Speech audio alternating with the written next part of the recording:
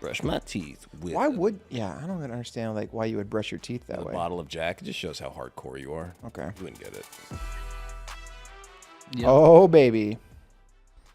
Audrey won. Good job, Audrey.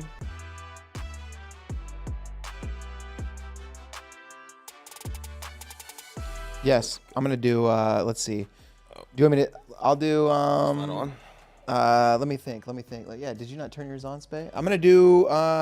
Okay, I'm on. DeBarge, Rhythm of the Night. Doing walkout songs? No, I'm doing a mic check. Oh, I didn't even. Hello, I hear you, and I will also do In the Rhythm of the Night in the style of DeBarge. Can you feel the heat of the rhythm of the night? The beat of the Rhythm of the Night, but close. Dancing all the morning, night, Dancing to the morning. and the time of a rhythm of a night. Everybody Forget about the dance words to of- the night. Forget about the world and have a night. Oh. Oh!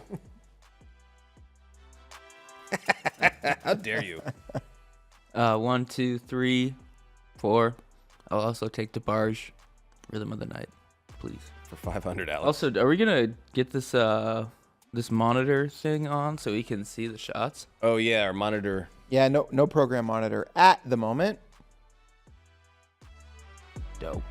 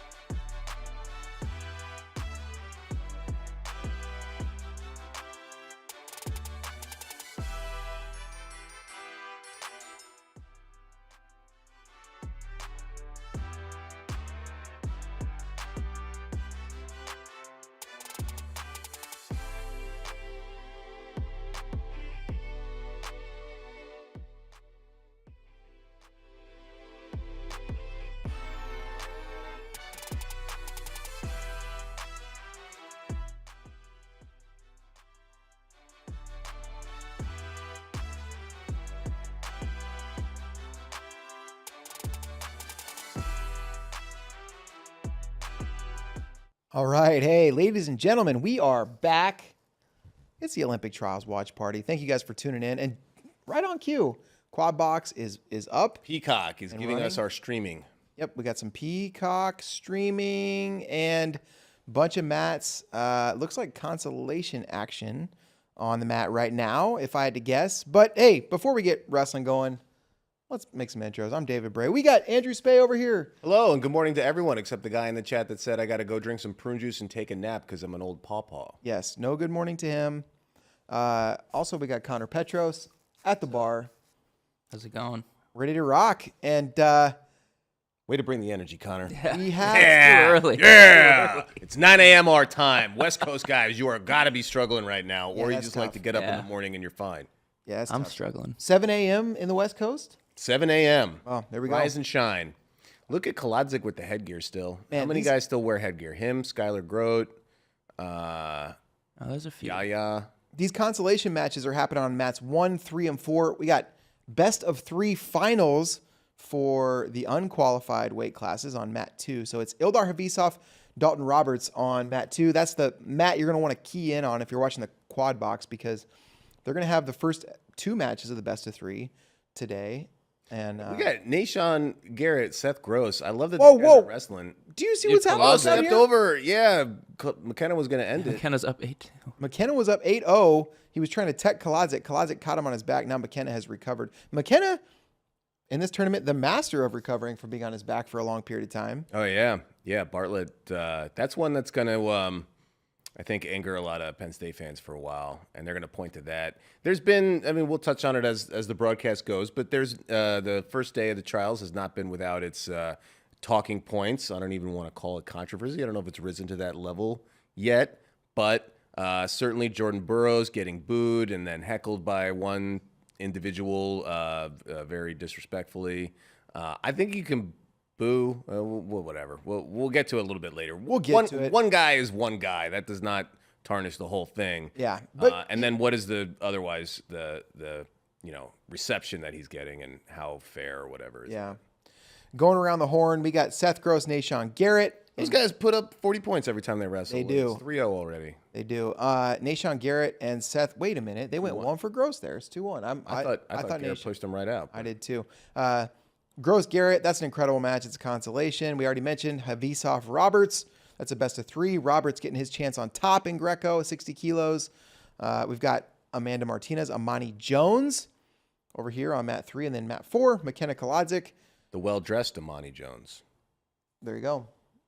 I don't know if you guys remember watching when Amani Toomer played for the Giants, but Chris Berman would always call him the well-dressed Amani Toomer. No. It's a little Giants football lore, the New York Giants. That'll be all we talk about. The football Giants. Yes. Okay. The New York football Giants.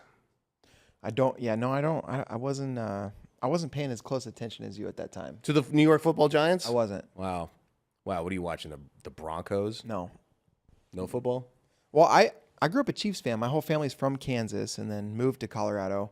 The when I Chefs. was- right before, yeah, so my brother and I were Chiefs fans, but I can't really claim it because I haven't followed football closely for like 15 years. So Yeah.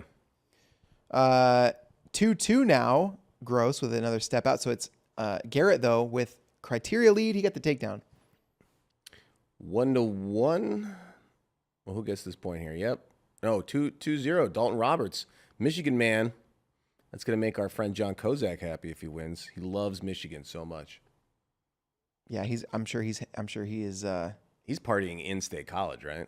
He is. He's in State College. Look at that. And of course, Gross and Garrett going berserk. Yep.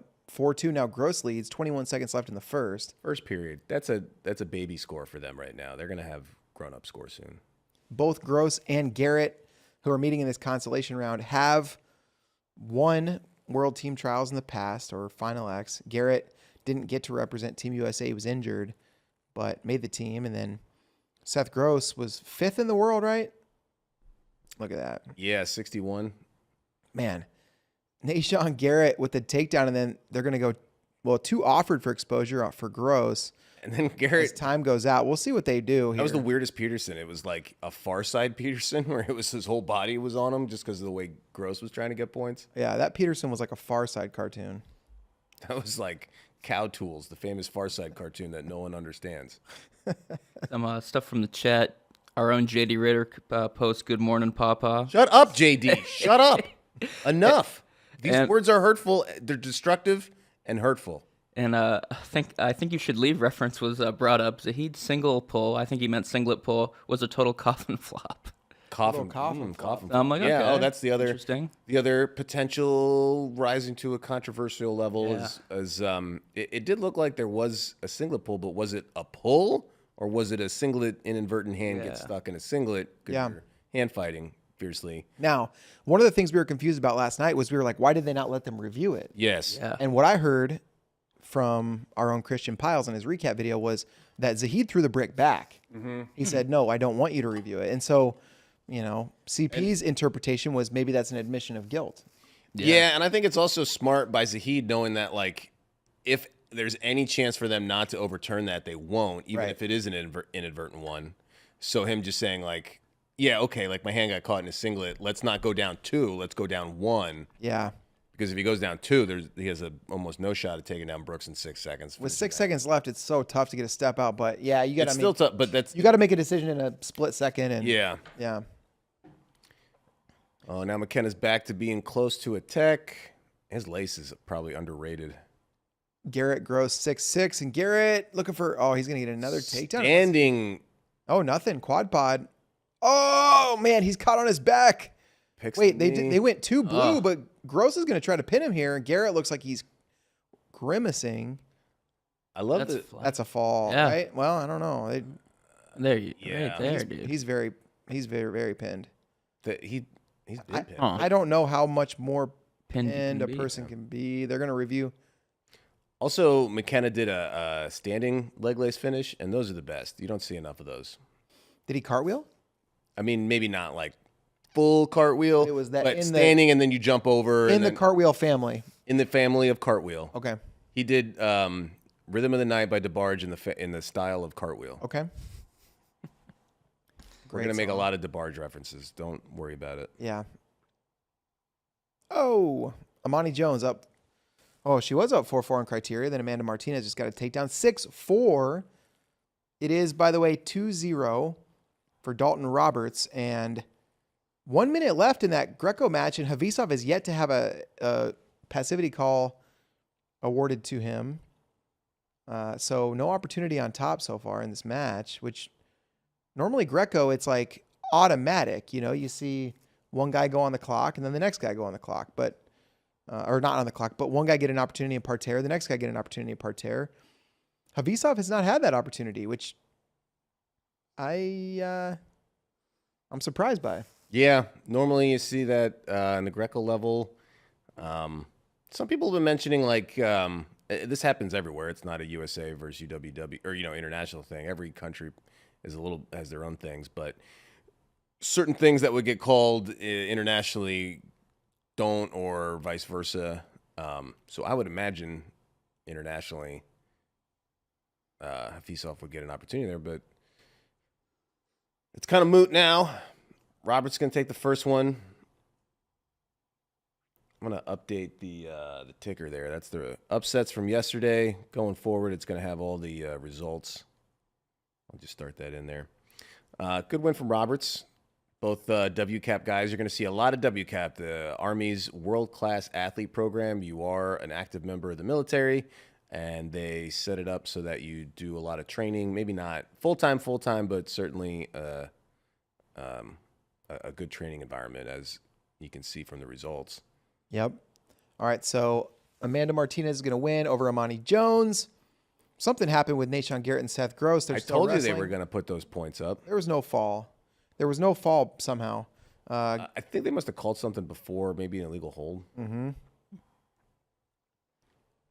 Oh, boy. We got 57 kilo men's freestyle action coming to the mat. This is a match that people have been looking forward to for years and years. Yeah, you better not be sleeping in. Spencer Lee, Thomas Gilman, Matt 2. Lock in, everybody. We also have a battle of Penn State NCAA champs. Mark Hall, Max Dean getting after it on mat 4 at 86 kilos. Spencer Lee Gilman, finally happening. I loved Gilman's interview And that was when I was saying, like, man, I know he's not trying to sound, nobody wants to sound bad on Twitter or whatever, but Twitter's just not a good medium for any kind of nuance. So Gilman in person, one of the most introspective and thoughtful people I can imagine interviewing. And he said some nice things about Spencer, said, I'm just happy for the fans. And that's like the best answer you could have given there. Yep. I was like, man, that's great, Gilman. I'm happy for the fans too, and I count myself a fan. I'm going to throw in the chat who wins. Yeah. Yeah, who Spencer? does win? If you don't vote, you're a coward. Put it And, on. maybe just say who wins match 1 because we got 2, potentially that's 3 true. of these bad boys. Gilman does look huge compared to Spencer Lee. Also, getting word that Jordan did not weigh in. Interesting. Yep, that's what I heard too. One of the things that I loved about that Thomas Gilman interview was the various labels that he gives to his competitors, and he called Spencer Lee, I think, a good young man, and Jax Forrest was like, he's a good little kid or something like that. He said that about who? Jax Forrest, because he wrestled Jax yesterday. So that's a good little kid. He comes in the room. I'm familiar with him. That's funny. Man. Gosh, Nashon Garrett just blasting through another double. Let's, Wow, Spencer taking Gilman to the edge, but Gilman grounded. I'd like to make a request for the chat and YouTube. Keep it positive, guys. If it's 9 a.m. or 10 a.m. where you are or earlier, and you're already just posting negative comments, I think we should have to yank them out of the chat because nobody wants to read that all day. Change your attitude or don't post. Lose the tude? Lose the tude. Dude. Improve the tude. Spread positivity. I like that. Yeah. I can get down with that. Not here for this. If you're just going to use the chat for a bunch of yelling at each other, then forget it. Go find someone that you have their number to and text them. Let's lock in on Lee Gilman right now. Yep. I'm locked. Spencer Lee is on the clock, and now they've got a clock that counts down instead of up, which will probably help their problem of the clock running to like 45 seconds like it was yesterday.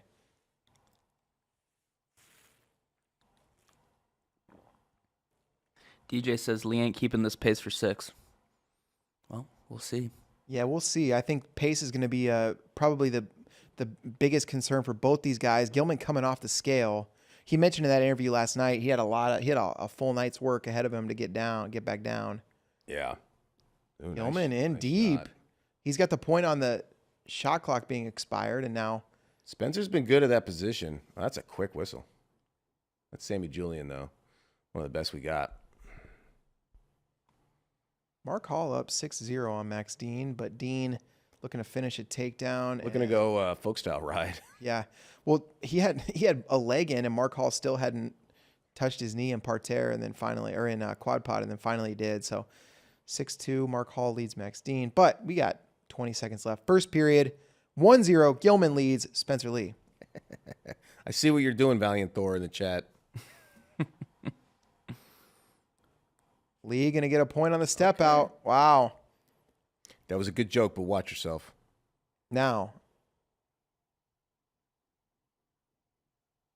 if people have often talked about second period being a bit of an Achilles heel for Spencer Lee. So leading 1-1 on criteria, maybe Iowa fans would hope that Lee would have a wider margin at this point than just a criteria lead, but we'll see.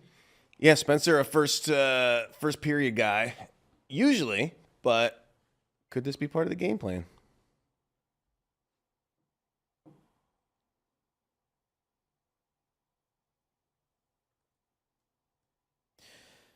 Jay Blaine, are the replays going to be posted on Flow later? No, if we do that, we'll be under arrest. We'll be thrown in the gulag. Mm-hmm. They're going to be, so this is all Peacock. They are responsible for what happens to the archives, and largely what happens is that they are thrown into a landfill and never seen from or heard from again. Yeah, I think they were up for 30 days last time. Okay. At least on Peacock, I think you have a better chance of getting archives. Gilman's hand fight is tough. He does look big. I mean, he always looks big. He's just doing a good job of creating angles and getting that good pressure. If you don't know, I mean, everybody in the chat probably knows, but just in case you don't, these two guys trained at Iowa Spencer Lee was the new young up and comer. Thomas Gilman was the next in the lightweight dynasty there at Iowa, and everyone wanted to see this potential matchup. Gilman, world medal in 2017, world silver, and I think was it 2019 that he moved on to Nittany Lion Wrestling Club, or was it 2020? I think it was right before the Olympics or the pandemic. So yeah. Lee in on a shot. Shin Wizard, good defense from Gilman using his length. If Lee can keep this arm and get this takedown, he may be in a trapped arm position. He's got the wrist. Oh, he's good at getting that leg back. So that should be 2. Yeah. Gilman's trying to defend with his legs. He does not want to get turned here. He's not going to matter. Ooh, Lee takes him over. And then Lee can hang out here for a while. He Keep can in hold him. danger.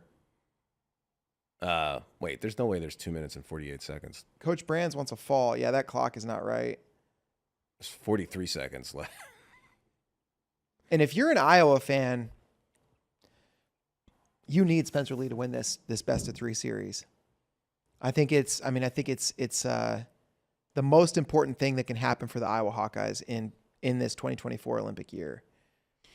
So 5-1. Now it says 1 minute left. I think I'm a little bit ahead on Track Wrestling, where you can get live scores. TrackWrestling.com. Spencer in good position here. He's just got to defend. Gilman, he's got offense from neutral. Gary Hollywood asks, "What's the score?" It's 5-1. Spencer. Oh, Gilman. 4 points for Gilman or Yeah. 2? Oof, Wow. missed it. I think it's interesting. We got 2 Ohio guys and then 1 moved to Penn State. And then we just saw Mark Hall, a Penn State guy, beat Max Dean, another Penn State guy, but Mark Hall was at a different club. He moved on to the Pennsylvania RTC. So Big review. Yeah, the sequence on the edge there. Gilman had a single leg locked high in the crotch, elevated, took Lee down, and that camera angle was not clear. Was Spencer Lee's back exposed or not? If it was, Gilman's going to be leading 5-5 on criteria. If it was not, Spencer Lee will be leading 6-3 on criteria. Currently, the score is 5-3. It was just a 2-point takedown order for Gilman. So I'm really curious what the review is going to show here. Either way, it was a clutch shot and finish for Gilman. Penn State corner was right there. They think it was 4. Yeah, the chat's saying they think it's 4-2. My initial instinct was 4, but I'd like a closer look. Also, in the poll we set, 72 out of 104. It's climbing. 114 people voted. 72% lean Spencer Lee, and 28% lean Gilman. So very interesting. Interesting after the turn of tables there. We'll see. Yeah, that's huge. That's about as consequential as you can get. And it's reviewed still 5-3. Big break for Spencer. I didn't see it close enough to get. All right, so lost challenge 6-3. So even bigger break. I wasn't able to see, so I can't give my personal opinion on it. Yeah. 20 seconds to go. 6-3, 15 seconds. Gilman coming Spencer forward. leads. He's got the arms bundle. He's going to try to go maybe a trip or something. Dives in low. 5 seconds to go. Spencer Lee takes round 1. Wow. Now, Gilman's going to have a little more time off the scale for round 2. Yeah. He's going to need to split. If he can split in this morning session, then he'll have a chance to get a lot more recovery for tonight, and they'll go to match 3. But if Spencer Lee can get it done, he'll be on the team. Well, Yeah. maybe. I mean, he'll be on the team, but not yet qualify for the Olympics. What did they do with Mat 2? Now it's just mirroring Mat 1. I mean, I think Spencer's in for a war in Mat 2. Mm-hmm. Oh, yeah. I mean, I feel like Gilman did not leave everything out there. He's got more in the tank. So does Spencer, but yeah, that's going to be a fight. And yeah, if Gilman can get that next match, anything goes. Absolutely. How long till the second match? They got to go through all the weight classes they're doing today. Someone put the. Let me see how many. Somebody put the schedule in our chat. You got 1, 2, 3, 4, 5, 6, 7, 8, 9, 10, 11, 12, 13, 14, 15, 16, 17, 18 weights doing round 1. Is that everybody? Yeah, it's just everybody. Yeah, but that's not what they published earlier. They just said it was going to be the ones that were not yet qualified. This says bout order.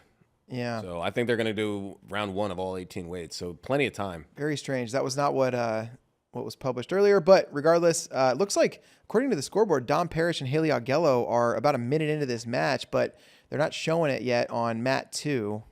Yeah, that's a bummer. Yeah, 1 minute down. It's updating on Track Wrestling. They can't get their feed figured out. Sorry to critique NBC. We got yelled at last time for saying Flo can't critique anyone. We're just pointing out what we're seeing. Yeah, that's it. All right, waiting to see what's going on here. Isn't 74 to 125 tonight? I mean, yeah, but this bout order says I know all weights. It's really confusing because we were told, and the schedule on USA Wrestling said that the morning session, the best of 3s they were going to wrestle were the non-qualified weight classes, which would include 57 and 65 kilos in men's freestyle, and then 3 of the Greco-Roman weights, and that's it. Yeah. But they're wrestling regardless here, so. Nobody knows. I saw a schedule. Nomad posted it. It was an article from like 2 weeks ago or a week ago that said we're starting today at 10:30. So go figure. Yep. Confirmed no way in for Jordan Burroughs. He will not wrestle back for. He's already in the true second match, so maybe he just gets third. So Dom Parrish with the first takedown, or the first 2 points of the match. We didn't get to see how it happened. She's up 2-0 halfway through the first period. And Dom Parrish wearing the Beaver Dam RTC singlet. She had formerly been at Sunkist and at ASU, now with the Beaver Dam singlet. Yeah, this is a real interesting matchup. Dom Parrish, a 2021 world champ, and maybe 22. I think 22. And Haley, a 2016 Olympian. Haley Augello was retired after that 2016 Olympics. She may have wrestled just a little bit more, but she'd been retired for years, and now she's back, and she had a good win. Oh, look at this. Augello, tough. She's really tough positionally, trying to make a second Olympic team 8 years after her first. We also got a rematch of the Senior Nationals finals. Quincy Monday and Alex Marinelli. Monday up 5-0 in consolation. The ageless Ben Provisor up 5-0 for Cheryl, and Deringer and Wick coming up on mat 1 soon.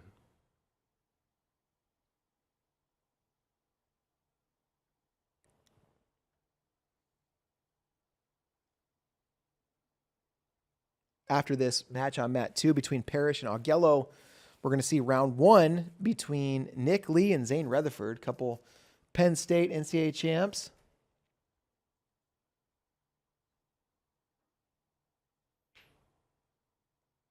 Man, look at this. Quincy Monday, close to taking a 9-0 lead. He's got to finish this takedown. His freestyle game is just continuing to improve. Yeah. Yeah, didn't these two wrestle in the Senior Nationals finals? Yes, they did. And there's the tech. Quincy teched him there, too. Yeah, he Marinelli's did. good, though. Marinelli's He teched him, but it seemed a little harder earned. And there, Augello gets her first point of the match, runs Dom Parrish off the mat. It's 2-1.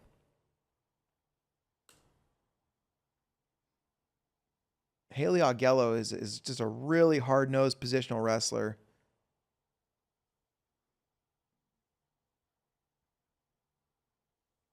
Got that Izzy-style singlet on. Yep, Izzy in the corner again. You can see Izzy Martinez coached a lot of great wrestlers. Real Woods, Dylan Ragusan. I think so. Trying to remember all the guys that came through Izzy style out of Chicago, but there's a bunch. I'll leave a ton out. He's trying to coach 2 athletes to Olympic teams today. That's Haley right. Augello and Kennedy Blades. Wow, what a matchup coming up on Mat 4. Ladarian Lockett, Tyler Berger. That's not one that I would have spent much time thinking about, but Yeah. Hey, what's everybody waking up with? So if Spencer Lee Gilman didn't get you completely wide awake this morning, I'm drinking, no product placement, but I'm drinking yerba mate, which just means it's a very strong tea. it's a plant, the mate plant, and I'm drinking the herbs from it. Delicious. Well, I'll tell you what I got right here. I got myself a Michelangelo's Creation. David mug. Yeah. Beautiful. And I got an espresso shot with a Keurig cup of coffee on top of it. Isn't that Adam? What did I say? David? You're thinking of Michelangelo's. David's the David. sculpture. Yeah. This is the He had a giant nude. what man. is this one called? I can't remember what it's called. It's like something, the spark of life, creation of Let's see, hold man. on. I think it's under here. Nah, it doesn't say. Doesn't say underneath. Yeah. This is just a little Michelangelo. If you guys know your Renaissance art, you let us know in the chat. It's the creation of Adam. The creation of Adam. Mm-hmm. There it is. We actually do have it painted up here on the ceiling. You guys can't see that in the shot. Yeah, we had our friend Mike do it. Yeah, that was great. Mike Angelo? Alangelo. Yeah. That's it. Yeah, it's funny. Coffee. He wore a orange bandana and he was carrying around nunchucks. Yeah. And he was very well, and the weird thing green. was the bandana had eye holes cut in it. Right. It wasn't a really bandana. He just wore it over his eyes. Yeah, it was kind of He was weird. constantly saying cowabunga. Yeah, and he had this backpack on that was like super hard, and he had a couple of what was Michelangelo nunchucks? I just said nunchucks like 3 times. Was he the nunchuck one? Of course he was the nunchuck guy. I can never remember which. I'm telling you, he was the nunchuck guy. I'll run down all the weapons that are good friends: Donatello, Michelangelo, Raphael, and Leonardo. Leonardo. Yep. Swords, a bow staff, and sais. The weirdest thing is he's constantly destroying the paper shredders that we have here in the office. Yeah. And he has a weird reverence for all the rodents that live in the loading dock. 14 seconds left. Augello trying to get another point. She's going to need 2 to win this match. It's looking like Dom Parrish going to hold on, and that would make Parrish 1 match away from making this Olympic team. 2 surest bets. JB not wrestling. A lot of guys didn't wrestle, but yes, true. And then pizza boxes ending up in space cars last night. That was delicious. I'm not going to lie. Yeah. It was good. I had 4 pieces. Dom Parrish gets the win. A match away for her. Good for Dom. Making her first world team. Not a lot of action, but you got to get the job done. That's what matters most. Mm-hmm. Tyler Berger up 6-0 on Ladarian Lockett. I won't lie. Leftover za is a good breakfast food. Yeah. Like, rather than these, I mean, they're beautiful looking donuts you have on the table, but I cannot eat another one of those. I had 2 yesterday. Yeah. That it did a number on me. There's a price, you know. Pay a price. That's such a dramatic way of saying, like, I had too much. I had too much sweets in the morning, too much cake. I can't remember who. Somebody in the chat yesterday was like, I had a bowl of Lucky Charms for breakfast. I'm feeling it. Lucky Charms are tight. Evan Wick, Alex Daringer. Yeah, the feeling you have when you're eating a cereal like Lucky Charms compared to the feeling you have like an hour or 2 later is just night and day. Man, look at this. Wick and Daringer. Gosh, Alex Daringer, there was a moment last night where it felt like he was going to be on this Olympic team, or at least, with an opportunity to wrestle David Taylor. Thought he was in a position to beat Aaron Brooks, and then looking back at it more and more, maybe it was the right call, but... Yeah, it's one of those where, like, I don't feel super strongly about it. If you're asking me right now, I would say it looks like Daringer's move, and I would give him the points. But if it's like, if I'm on a jury, like a refs thing, and I get overruled 2-1, I'm not. I understand. So Daringer pins Wick. He's advancing in that consolation bracket. But look at this: 65 kilos, Penn State on Penn State. These guys were hugging each other after they both won their semifinals last night. It's Nick Lee. Oh yeah. It's Zane Rutherford. No points yet. Yeah, it's interesting. There's 3 all New Line Wrestling Club finals. This is one of them, but this is the only one where it's Brooks and Taylor both went to Penn State. Nolf and Dake obviously went to Cornell. So is there a different relationship? I would assume so, but they also assume that they're all on good terms. Mm-hmm. I do wonder about that at 74. What are the fans in the arena really want in their heart of hearts? Do they say, you know what, Kyle Dake has proven that he can get it done on the world and Olympic stage. He's won medals from both those events, on multiple occasions. We want Dake. Or do they say, Jason Nolf, he came through. He was a Penn State athlete. Like, what do the Penn State fans really think about that matchup? Yeah, any Penny States fans? Yeah, Penn State. Penn State fans, you tell us. 0-0, Lee Rutherford. Someone's got to be on the clock. Yep. And sometimes you get to tell who's on the clock, and sometimes you don't. Sometimes the Matt 2 will just start showing Matt 1. Full of surprises. I guess, though, probably if you were pulled up Matt 2 exclusively, probably got a better sitch. Wow, real late clock start or activity clock. Rutherford's on the clock. He's in deep on a shot, but has to bail. Oh, big attempt from Nick Lee, and now Zane Rutherford back in on a leg. Oh, my gosh, they're flurrying here. Good movement from Lee. Good job threatening with the inside trip. He's got a good trip series from neutral. So Zane had to respect that. First point of the match going on the board for Nick Lee after Zane Rutherford put on the clock. Penn State on mat 2. It's Iowa on mat 3. Brianna Gonzalez and Felicity Taylor. Brianna Gonzalez, I think, has 2 or 3 years of eligibility remaining. I think 3, while Felicity used her graduate year of eligibility. I think Rutherford going to get a point on a step out here. 1-1. He now leads on criteria. 20 seconds left in the first period. D. Lockett making a late surge against Tyler Berger. He scored a takedown at 6-2. Was close to another one. At least NBC knows how to white balance a mat flow. Well, yeah, we do too. It depends on the broadcast. You all got to chill. Go look at the Final X broadcast. Go look at Fargo Finals. Very white balanced. And then show me when NBC broadcasts something that has like 40 mats in a gym with bad Wi-Fi.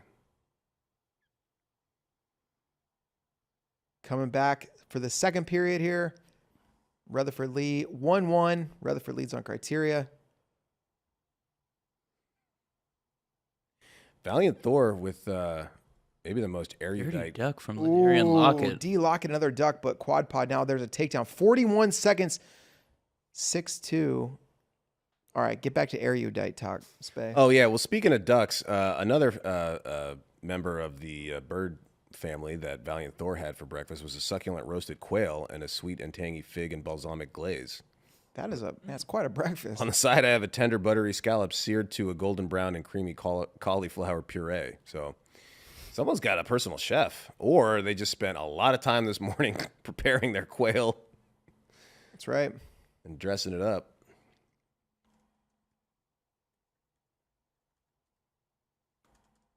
Be curious if we see Nick Lee go on the clock. It was Rutherford on the clock in the first period. Oh, we got good friend John Michael Zach in the chat. Let's go. He's in the chat. Big facts. Good morning, JMZ. Now y'all got to watch out because we got a rocket and an American hero. It's a rocket man right there. JMZ, great to see you in the chat. Our YouTube algorithm has finally recovered. Yeah, I keep getting all. Yeah, what? We go there. JMZ's the man. How did Oh yeah, thanks JMZ for finally giving back our YouTube awards that he was carrying around in his truck for many seasons. Get a few. Yeah. Uh-oh. Just a couple. Just never had him. Wait, look at this. Brianna Gonzalez's shoe came off during the match, that is a high threat. If you're Shoegate. If you're on the Olympic trials, your shoe comes off. It's like the other athlete's trying to retire you. Oh yeah, you got some fake outs. Like, way too young, Brianna. Don't do it. Yeah, Brianna, you're like a freshman in college. Don't do it. Maybe that's the ultimate move here in this Olympic trials. If you can get both the other opponent's shoes off, You they're retire done. them. They're done. They're retired. Anonymous is still talking about that spaghetti. This man's gonna be. Mom spaghetti. He had a delicious spaghetti last night. He's got leftover spaghetti this morning. Some people are proud. Some people are proud of that quail that they prepared for hours. Other people are really proud of boiling spaghetti for 9 minutes. Yeah. And browning some turkey sausage and sauce. And you know what? I think you should be proud, Anonymous. Yeah. Be proud. Hey, there's nothing wrong with leftover spaghetti. A spaghetti. Oh. 2-1, Rutherford. 35 seconds. Man, Rutherford is so hard to get through. Yeah.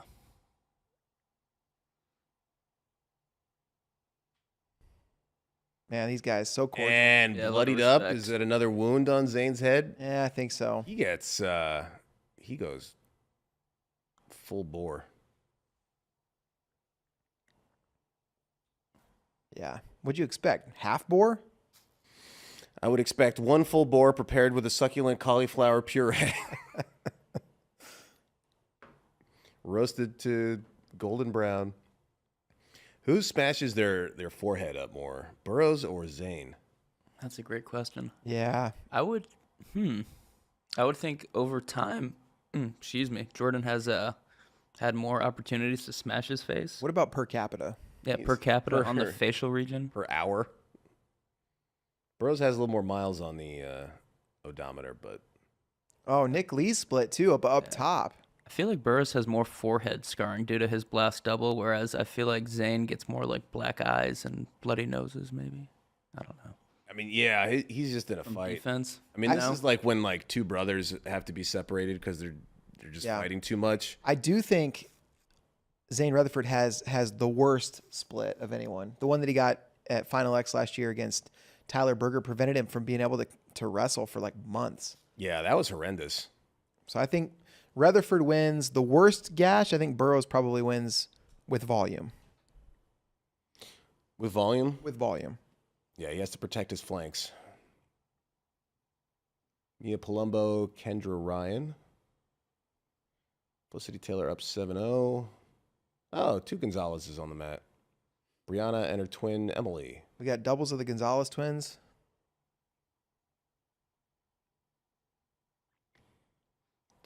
We have 96 votes. It's split 50-50, Lee Rutherford. No kidding. 96. Yeah, I'm surprised. kind of crazy. I thought Rutherford would be like a 60-40 Yeah. 40 leader here. 100%.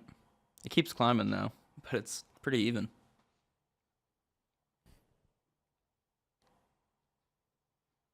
Valiant Thor does have a chef. Very nice. Okay, now we're back to 4 minutes and 28 seconds left. Okay, 30 seconds left. Mad Macho Mexican. I had anxiety and depression for breakfast. I hope this wrestling cheers you up, Yeah. my dude. Cheers it for me. I had a bowl of the tears of my enemies. That's a good meal. Lee trying to run forward. It sounds salty. Probably get some decent electrolytes. Raquel Renteria strawberry shortcake ice cream. Okay, not hating it. No judgment. It's just as healthy as this pile of beignets. Somebody called them beignets. They got like 5 seconds left in the match, and they're going back to the blood And the blood time. Yeah. All right. Yeah, that's blood time, not match time. Yeah. What if both guys are bleeding and both of their blood time runs out? Double forfeit. Yep. Double forfeit. Andrew Alira is on the team. What a dumb rule. Get rid of blood time, UWW. We all know it's time. Stuck in airport watching. Oh, DFW. That's a decent airport to get stuck in. Thundered out. Glad the trails are on. Glad you're watching Test Things, or glad you're hanging out as well. You know what? I'm okay with that. I can't remember what duel it was, but I was coming back from an event last season, and I got delayed in an airport, and I was really at first really upset to get delayed, but then the delay coincided with, an entire duel. I think it might have been Iowa State. I got to watch the entire thing. Yeah, not bad. Stuck in the airport. Even if you're not in a lounge and you're just in one of those like terrible leather, uncomfortable row seats. Put your headphones on. No, I don't think I think I went to a little restaurant, sat down, probably ordered an omelet or burger. a burger. Yeah, $30 burger is fine. It's actually kind of fun if you're ever at an airport, like when like NFL playoffs or March Madness basketball is going on, and you just see everybody stopped and watching. It's kind of fun communal experience while you're in a transitory existence. 10 2-1. seconds left. Yeah, back in action. All right, Zane Rutherford. Biggest question for him was how's he going to look off the scale? Not super offensive, but he takes match 1, 2-1. Rutherford Lee could be decided the next time around, and that'll be in this morning session. And I got to take the soldering iron cauterizing thing and just sear up those foreheads.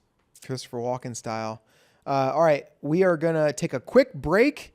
We'll be right back with you guys in about 3 minutes. Peace.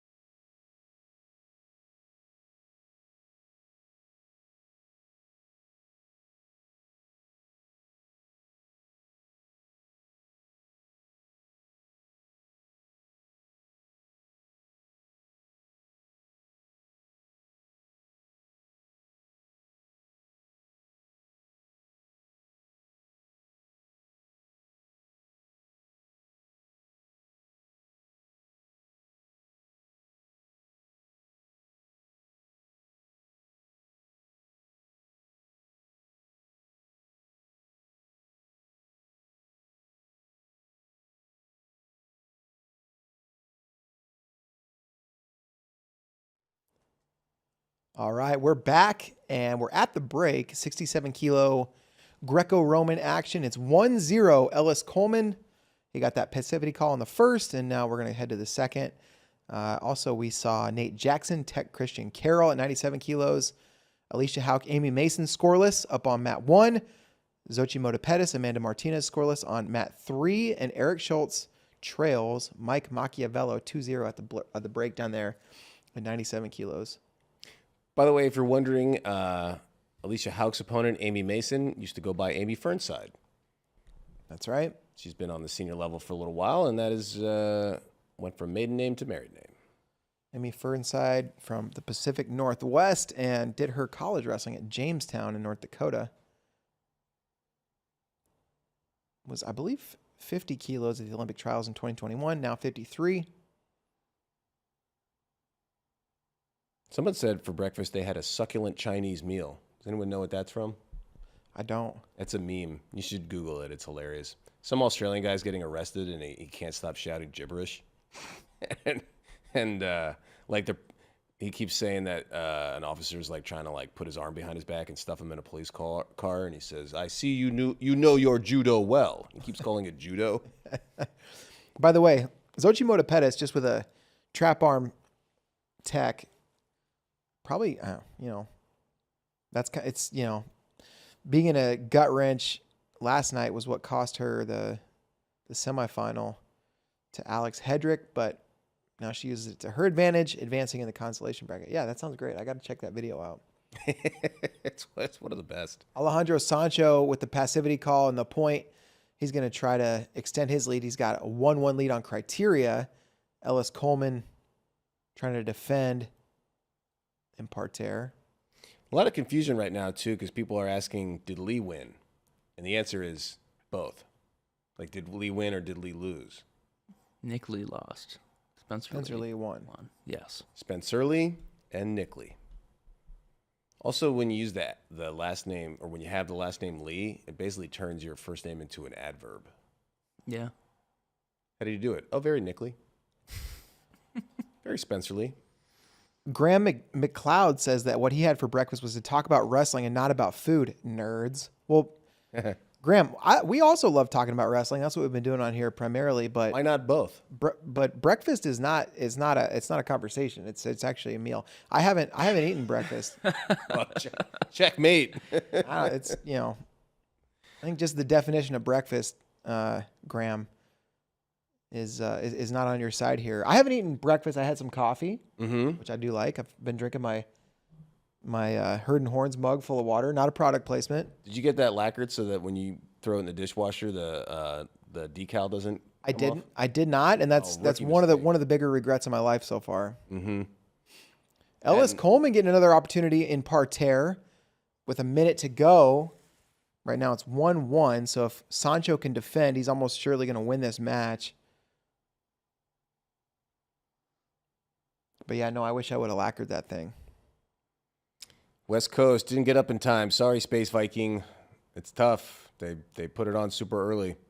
So 57-65, one match time. Oh, ooh! Coleman so close to that gut wrench, couldn't get it. He's had Sancho on the brink a couple times, couldn't get the turn. The good news is for anybody that missed those two matches is you'll get at least the second round.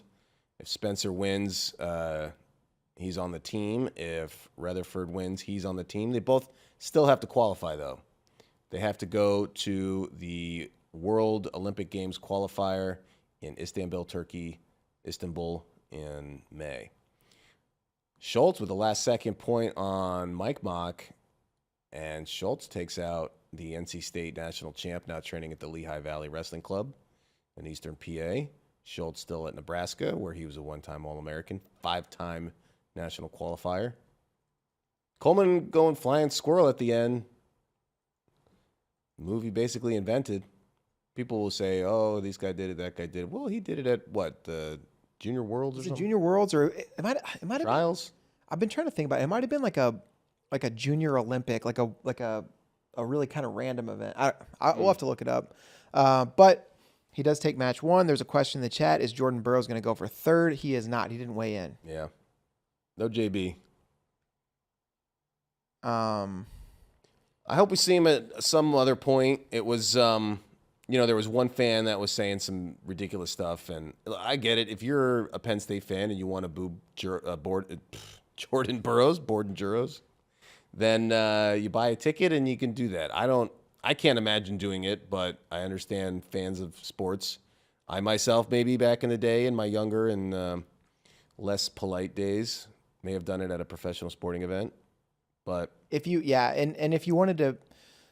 were a Penn State fan who wanted to boo Jordan Burroughs, you would have had plenty of opportunities yesterday because he wrestled Alex Facundo, Mitchell Mesenbrink, Jason Nolf. Yeah. If he would have won, it would have been Kyle Dake, who is a 4-time NCAA champ for Cornell, but now trains at Penn State. Yeah. We got 62 kilo best of 3 action. Kayla Miracle, Macy Kilty. And Miracle in on a shot.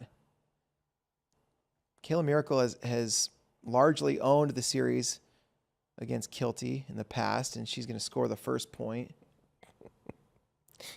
Peter Casper keeps doing the succulent Chinese meal bits in there, and I keep dying, but I don't want to repeat it anymore because you got to see the meme. Yeah, 1-1 Hauk Mason. Graham McLeod, our guy who was anti-breakfast earlier, he now says he's going to thumb wrestle us.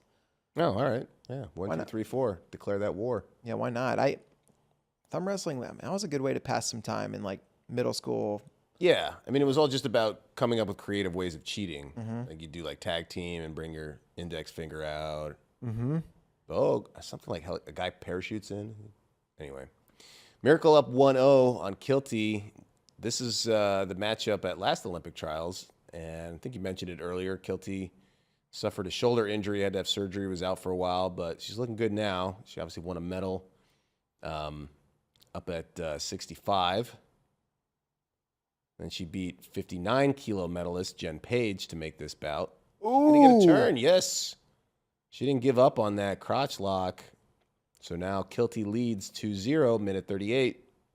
One of my favorite things to do during these big events is like, after the session, we've done our work and we're, but I still need a minute to wind down, and then I'll just listen to all the athlete interviews from in between sessions. And Macy Kilty's was really interesting because she said something about, she feels like this is her time, this is her year.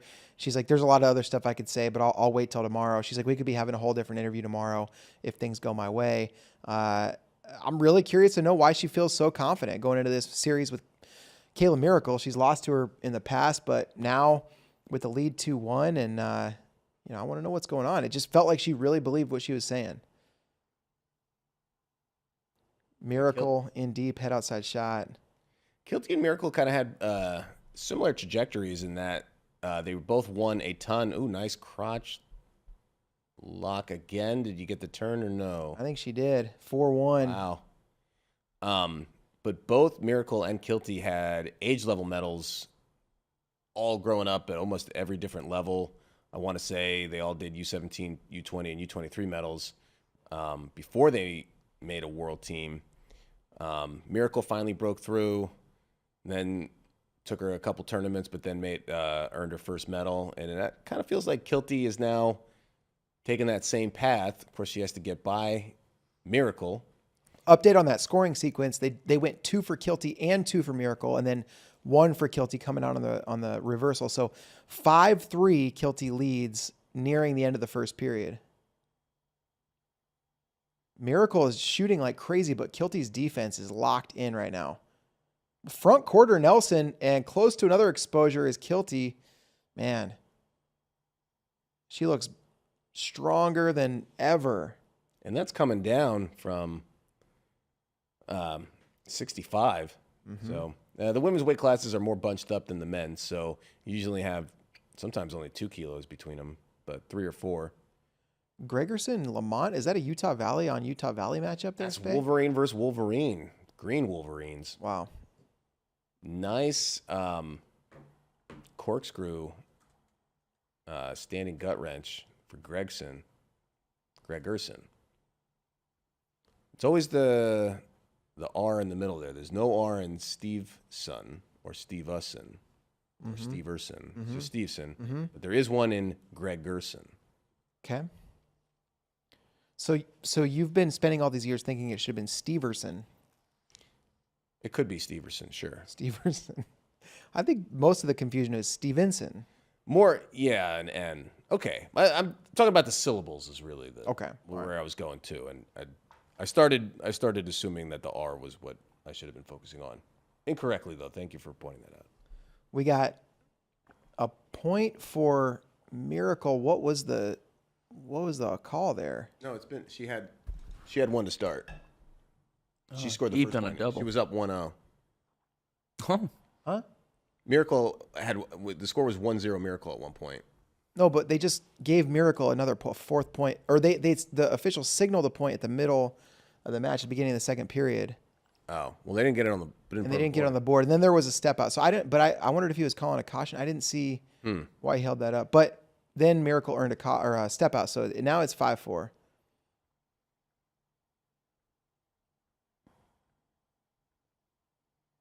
Two-on-one Kilty.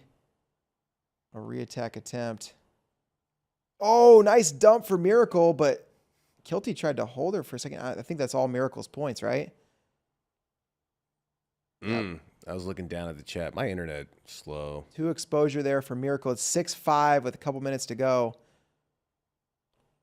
And the lead that Kilty has had throughout this match has forced Miracle to shoot, and that's where Kilty's been scoring her points is on defense. And so now it's Kilty who trails. We'll see what her approach will be.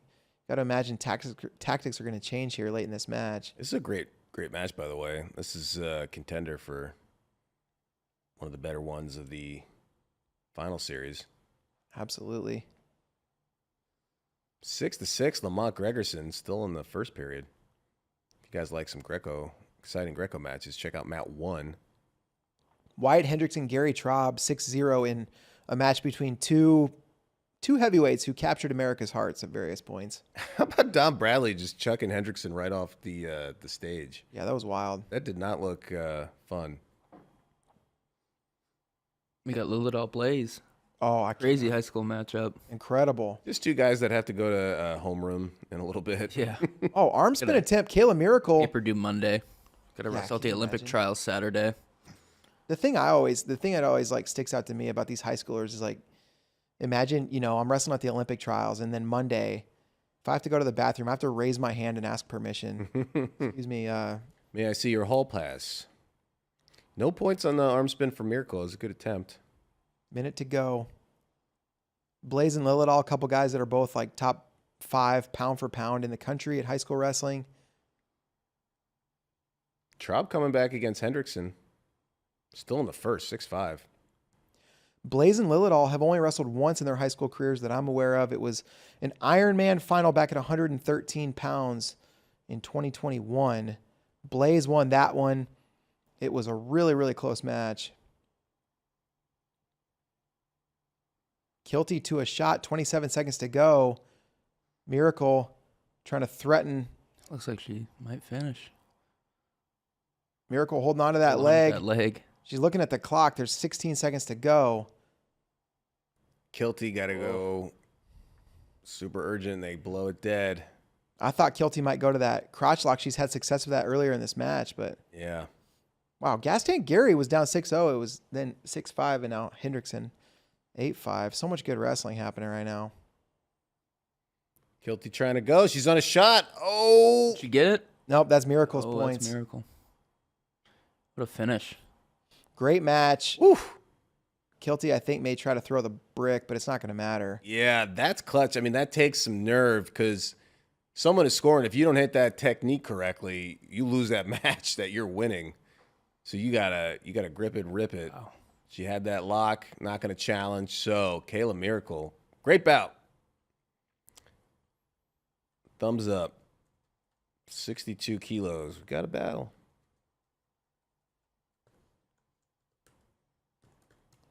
Lilidal 1-0 lead over Blaze. I wasn't paying attention. I'm going to assume it was a shot clock point, but if you're in the chat and you were watching that one, let us know.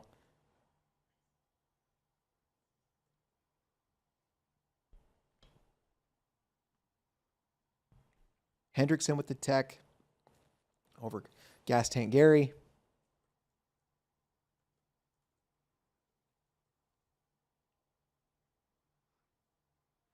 Yeah, Henderson turned it on. Wow, in the first period, too. 21 points in less than 3 minutes. Oh, Hendrickson, that's why he's the fan fave. Not just because he's a troop. Yeah, his output is insane. I wonder how, so he probably won't get a year of eligibility. I know he's trying, but I don't think the Air Force is going to make exceptions if they don't do it for other sports. Funky Bit, by the way, confirming it was a shot clock point for Little. Thank you, Funky Bit. Sorry for the interruption. Oh, no, good for Funky Bit letting us know. Appreciate y'all. But how much Olympic wrestling will Hendrickson be able to do? Does the Air Force have a WCAP type of program? Can you transfer armed forces services? Well, we know Sidney Flores wrestled at these Olympic trials for Air Force. He graduated last year, so there does seem to be a path. I don't know. I don't know good point. I don't know the longevity there. So you know your Air Force wrestlers well. Well, I'll tell you, Air Force wrestling is it's a really cool program. Yeah. You guys should go to that campus if you have a chance. It's pretty interesting. I mean, one of the things that maybe people don't know about service academies is like all the student athletes there have to learn techniques in hand-to-hand combat. So they have these combatant rooms. So if you go to a duel, Air Force has a duel, they host a school. They don't even have to let the other team in their wrestling room. They have another it looks like a wrestling room. It's an all black mat combatant room right next to the wrestling room. And they practice being combatants. That's right. But so you have that type of thing. I was there last year for a duel between Air Force and Oklahoma State, and Air Force Academy, they brought in a general to come speak to these cadets. And was it General Motors? It was not General Motors. It wasn't General Mills. Was it called the General? Save some time. No, it was actually Shaquille O'Neal. Nice. Wow.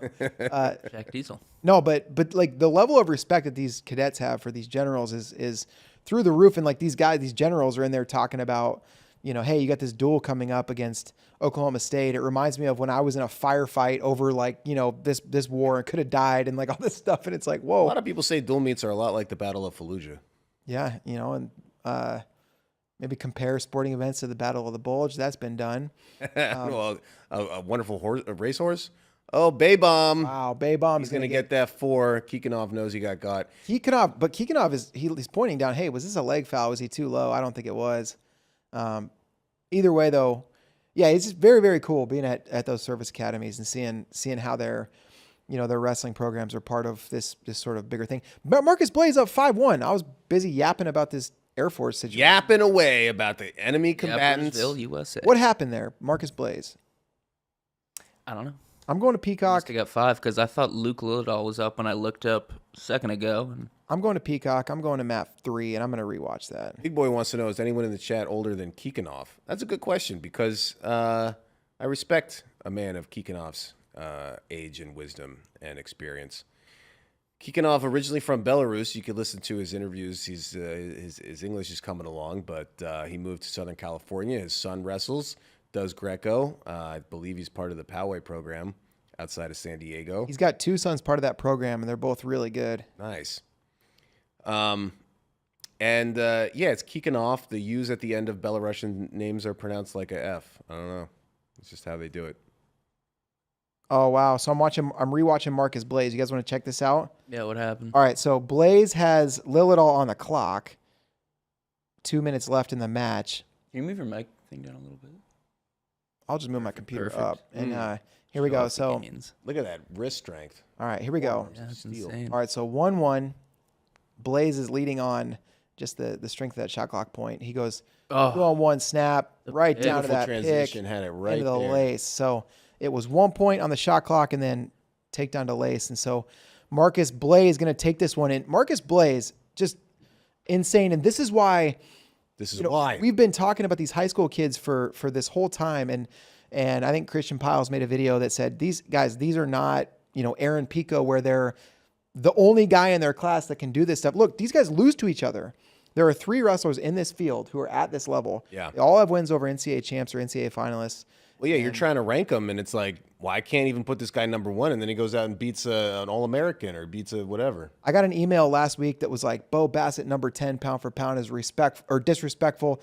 He just beat an NCAA finalist or an NCAA champ. It's like, Join the club. yeah, so did Connor Mirasola. So did, Marcus Blaze. So did Yeah.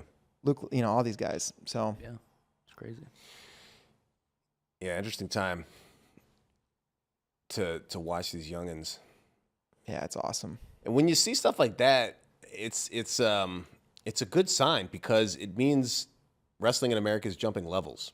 If you have the same guys still dominating, and if you're in your 30s and you're wrestling David Taylor, Dake, and Burroughs, stuff like that is really impressive. It shows how great they are.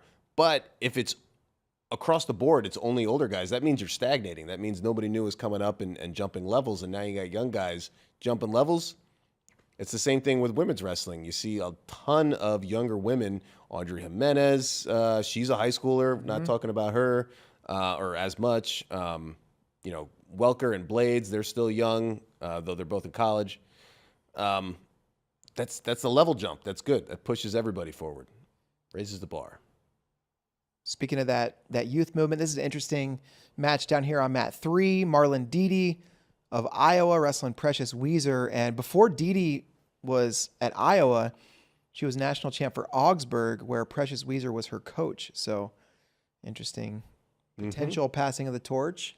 You also may remember Precious Bell was her maiden name. So just like Amy Mason was Amy Fernside, trying to keep track of your women wrestlers. If you're Precious Bell, You can ring my and then you become Precious Weezer, it's like, at least I get to keep a more commonly recognized noun as a last name. Weezer, Bell. Also, pretty decent band. Wouldn't Yeah, say they're my Weezer, favorite, but I'll listen to some Weezer. They don't spell it the same way, but they do pronounce it the same way. Correct. Well, I mean, the noun Weezer is also spelled differently. Looks like Kamal Bay just took match 1 against Keegan. Kamal Bay got the tech 9-1. But we can still all respect what Keeganov's doing. Yeah.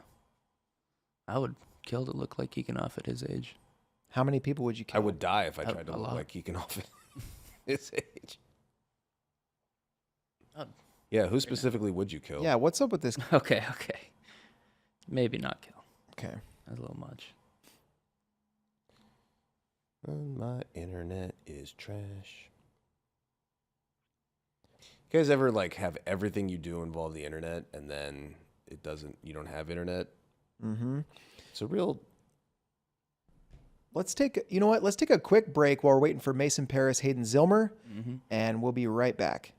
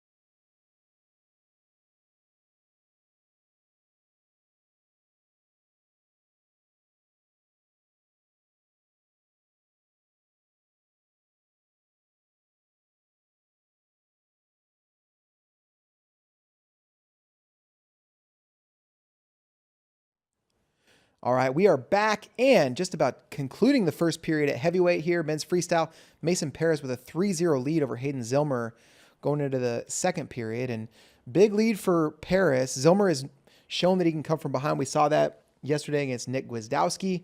But Mason Paris with the 3-0 lead is going to make things a little bit challenging. We also, going around the horn, Mat 1, Tyler Eichens wrestling Jesse Porter. Porter trying to put Eichens on his back.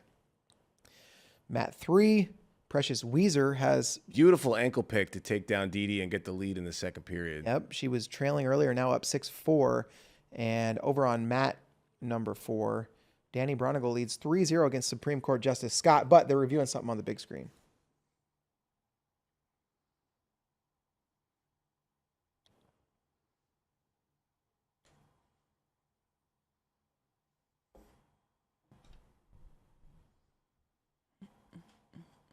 Mitten haters. That's what Paul Young says because we didn't come back in time for Mason. Yeah, I'll say it. Michigan, especially where John Kozak's from, and specifically John Kozak, big hater over here. Most everyone else in Michigan I'm a fan of. Not me. And also, Mason Paris, he's from Indiana, so, you know. That's right. What do they call it? What's the nickname for Indiana? The Hoosier State. Hoosier State. I feel like it needs one that's not related to one team because, like, you can't be a Hoosier if you're from Purdue. I don't know what to tell you. Yeah. But everyone from Michigan is a mitten dweller.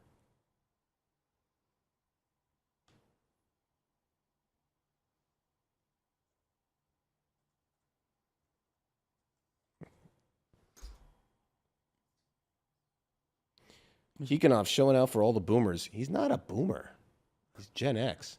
Also, do they have the same generations in Belarus? Yeah, I don't know. Greco-Roman have different sizes of human beings, and that's largely based on Europe, so who knows?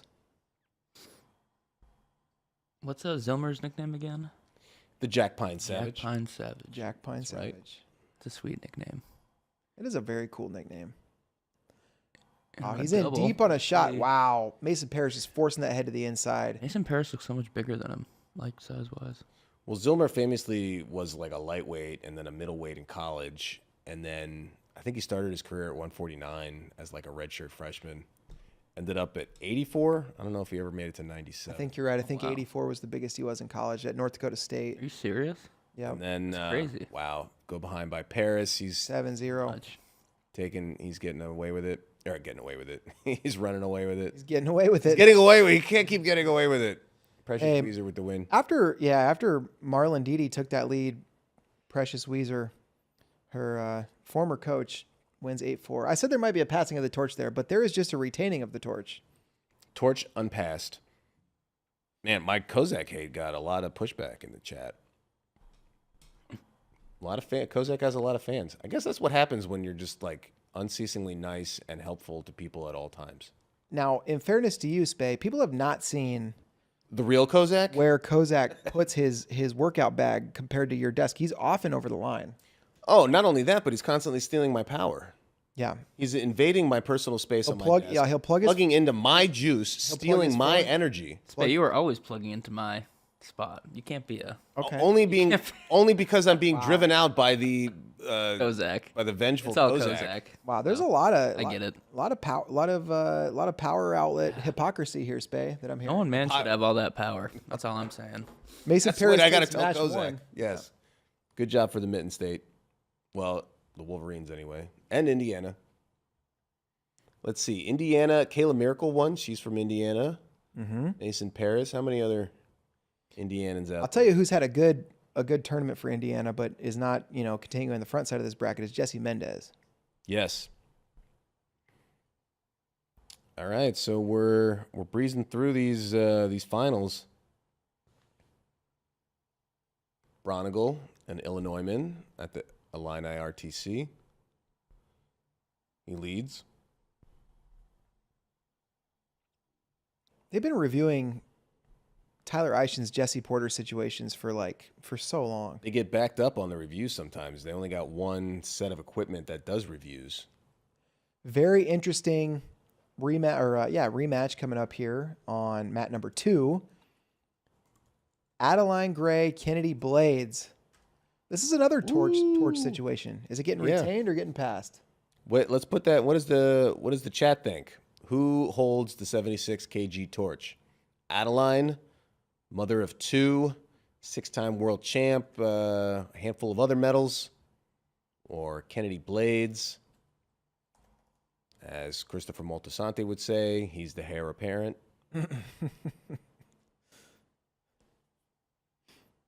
Obviously, she in this case. Christopher Moltisanti had, you know what, some positive moments and some negative moments. Some would say he had some negative attributes. I'm not here to cast judgment on Christopher Moltisanti. Was he a role model? Who's to say? That's in the eye of the beholder.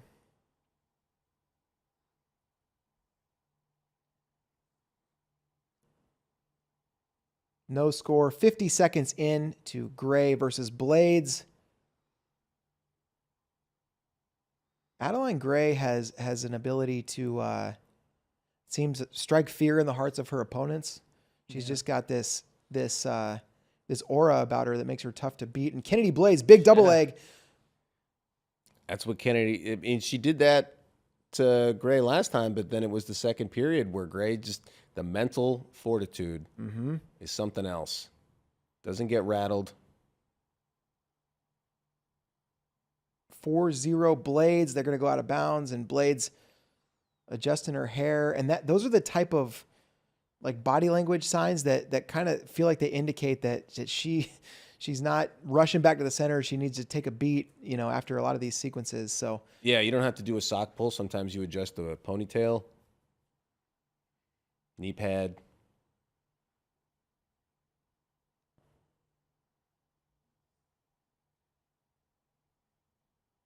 Nice shot. Sweep single. Gray's going to elevate Blades and see if she can score here. That's where the length of Blades, or her height, is an advantage. She's, you got someone draped over you like that, and Blades can just put her hands down still, but gives up the 2 there. Just gave up on that. Well, actually, has she given it up yet? She's close. I think there it is. There it is. Yeah, 4-2. Yeah, I thought you'd see Blades fight those ankles a little bit more, but just gives up the 2. You mentioned Adeline Gray's fortitude, and now we have 4-2. That was a good one. So mad at you right now. Listen. Now we have 4-2. This guy. 4-2. 4-2. Adeline Gray's mental 4-2. Her mental is 4-2. Woof. I think it was great. I think that was a great joke. Chat, how much did you like that joke? Scale of 10. Give me a 9 or a 10. On a scale of 10, was that a 9 or a 10? On a scale of 10, how many 10s do I get? On a scale of 4, was that a 4 to 2? All right. Enough. Short time left. 15 seconds. Oh, shot. Blades. Adeline captures that hand. It's going to make it tough to finish. And now can Gray get around behind? She's close. And she's around behind, going to look for a big 4. She's going to get at least 2.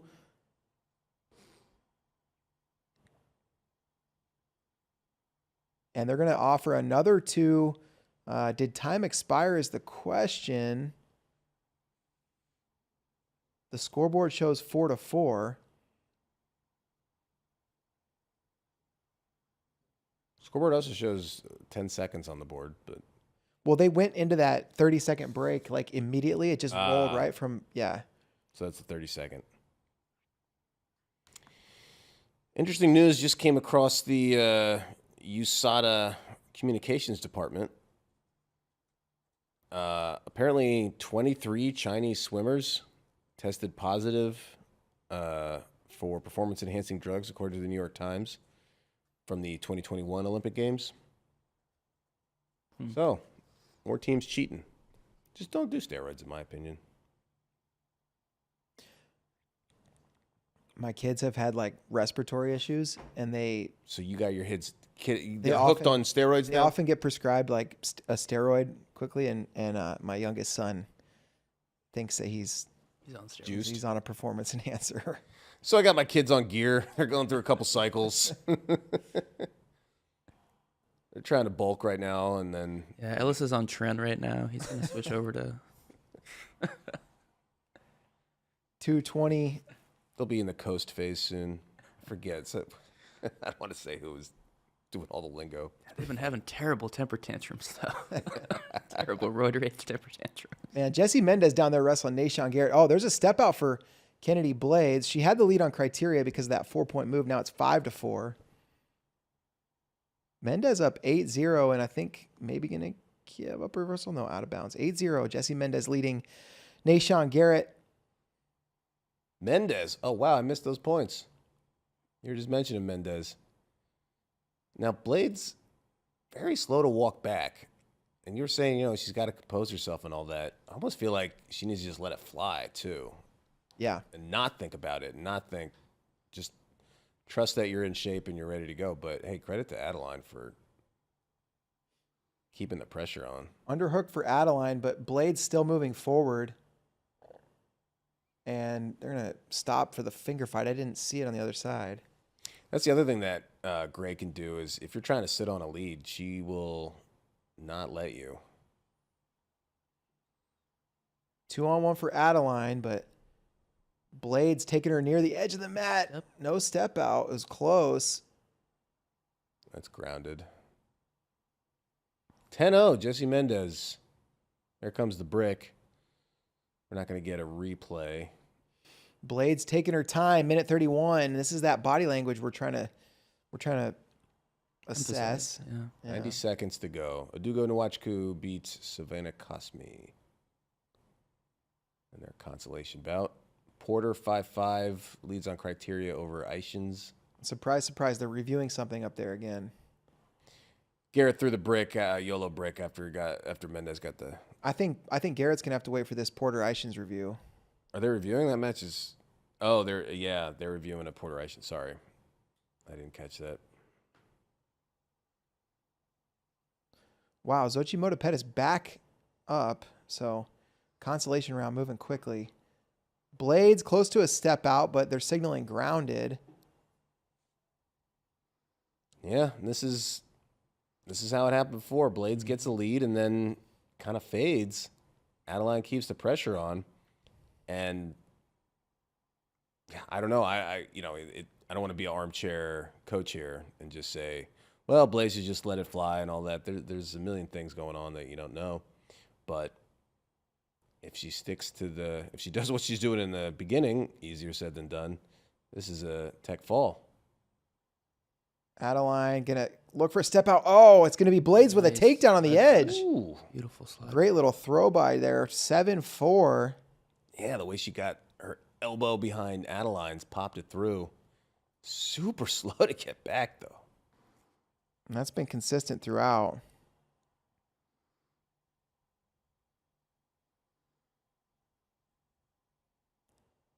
Hand fight. That Now was she a nice has sweep. the energy to shoot in. She's got to be careful not to give this up. Yeah, he's got to keep wrestling because Gray has Adeline- parterre, skills as well. Adeline trying to lock through that crotch. Can she get a lift? 15 seconds to go. Oh, they stalemated that. That was big. That was big. So for Blades. Garrett won the challenge. Oh, immediately gets forward. Yeah. I mean, you get 10 seconds. Should be 2-2 or whatever. Blades gets in Wow, deep. Blades to a double leg. She's going Oh, and to that's try to hold Adeline and pin her. No, not going to get that. But that might do it. 4-2, I believe, will be the offering there. Either way, Nice scramble. You don't see Yeah, Adeline match. in those all that much. Kennedy Blades 11-6, match 1. And this series far from over, especially judging on that body language. We've already seen one legend of USA Wrestling defeated in Jordan Burroughs last night. Kennedy Blades trying to do it again and trying to take out Adeline Gray. She's got another match to do it. Gray has 2 matches to try to pull herself back into that series. Well, I guess she got the one match to pull herself back in the series, and then Wants to make it a rematch. yeah. All right, so Blades doesn't fall victim to what's happened in the past. It looked like she was kind of fading. She was only leading by 1, and then found the inner reserve of energy, and then a couple savvy moves. I mean, that was technique. It wasn't just guts and determination. She was some skillful counters and a nice little throw by there, and got the dub. We've got Xochitl Pettis up 4-0 on mat 3. The other matches, Hidley and Hall, have yet to begin, and Rodriguez, Guerin, scoreless. Let's take a quick break, and we'll be right back for 87-kilo Greco-Roman.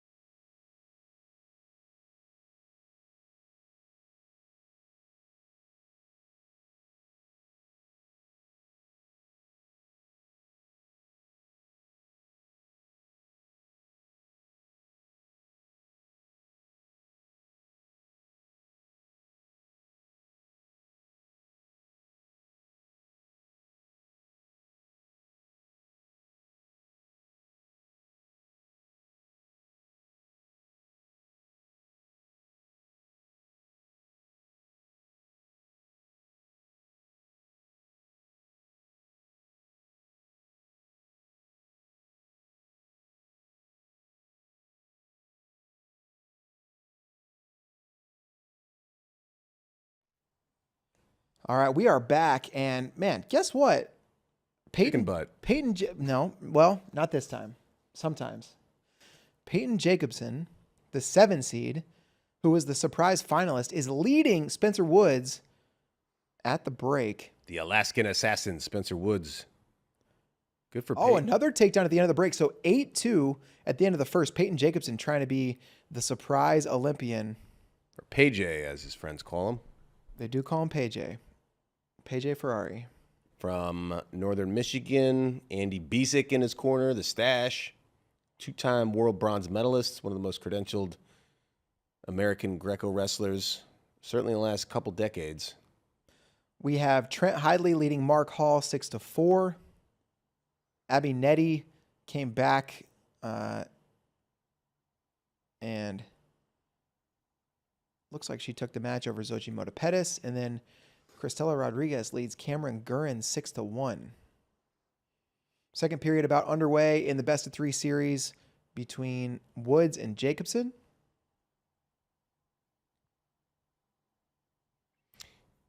Yeah, so scheduling update, I believe we figured it out that they're doing round 1 for all 18 weight classes. So we're halfway through. We've done 9.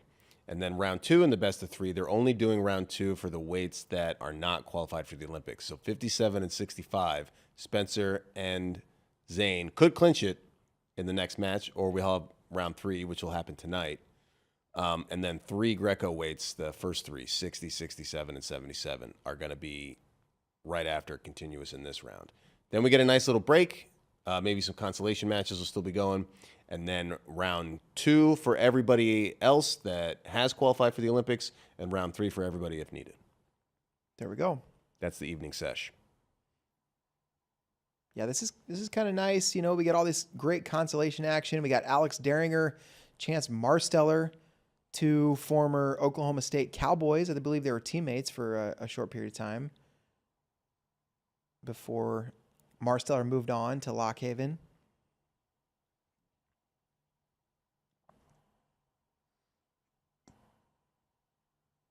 Trent Hidley leads Mark Hall 6-4. That's a pretty awesome matchup.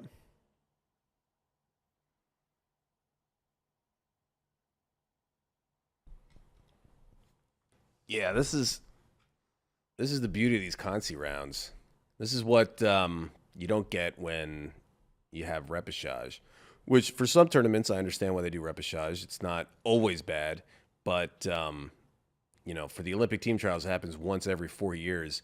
It's the greatest collection of talent. If guys are willing to weigh in and scrap for placements, you hold those matches. You got the formats out there. There's no reason we shouldn't see Daring or Marcel. That's a crazy good match. There's no reason we shouldn't see Hidley Hall. Tremendous. That's right. But we got this format, and you got the mats, you got the refs, you got the cameras. NBC's got 1 camera on each mat. Hidley, another takedown. So he goes up 8-4, minute to go in the second period there. Consolation action. And Jacobson still holding on to that 8-2 lead over Spencer Woods. This would be big for him to take match 1. Of course, it's a best of 3 series. Spencer Woods sat out to the finals here because he qualified the weight for Team USA Greco.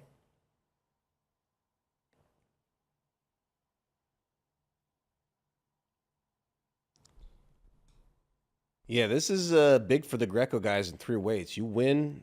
I mean, obviously, anybody that is to win and go to the Olympics is huge. But how many weights did we qualify last year? 3? So we got 3 this year, and with the possibility of more at the World Olympic qualifier.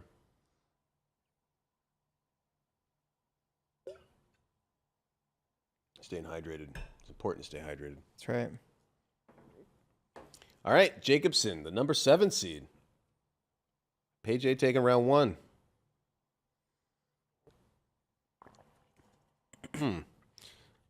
People, is there controversy, Spencer and Gilman, on that match with the review? It's tough to tell with no sound or anything. Yeah, I wasn't watching. I missed some of it. I think it's going to generate a lot of chatter just because it's Spencer and Gilman. Whether some uproar on the calls were justified or not. Hidley, 9-4.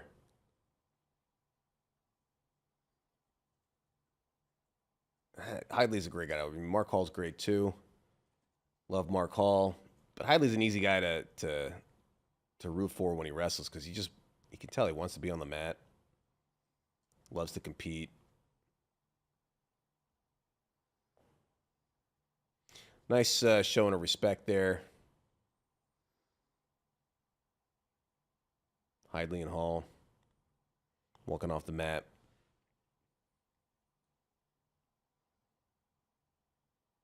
Both have age level medals. No world team spots for either. A lot of talent never makes a world team spot. Snyder Trumbull just underway now. Trumbull maybe a surprise. Is been to 2 NCAA championships at 197 pounds, never an All-American, and here he is in the Olympic team trials finals against living legend Kyle Snyder.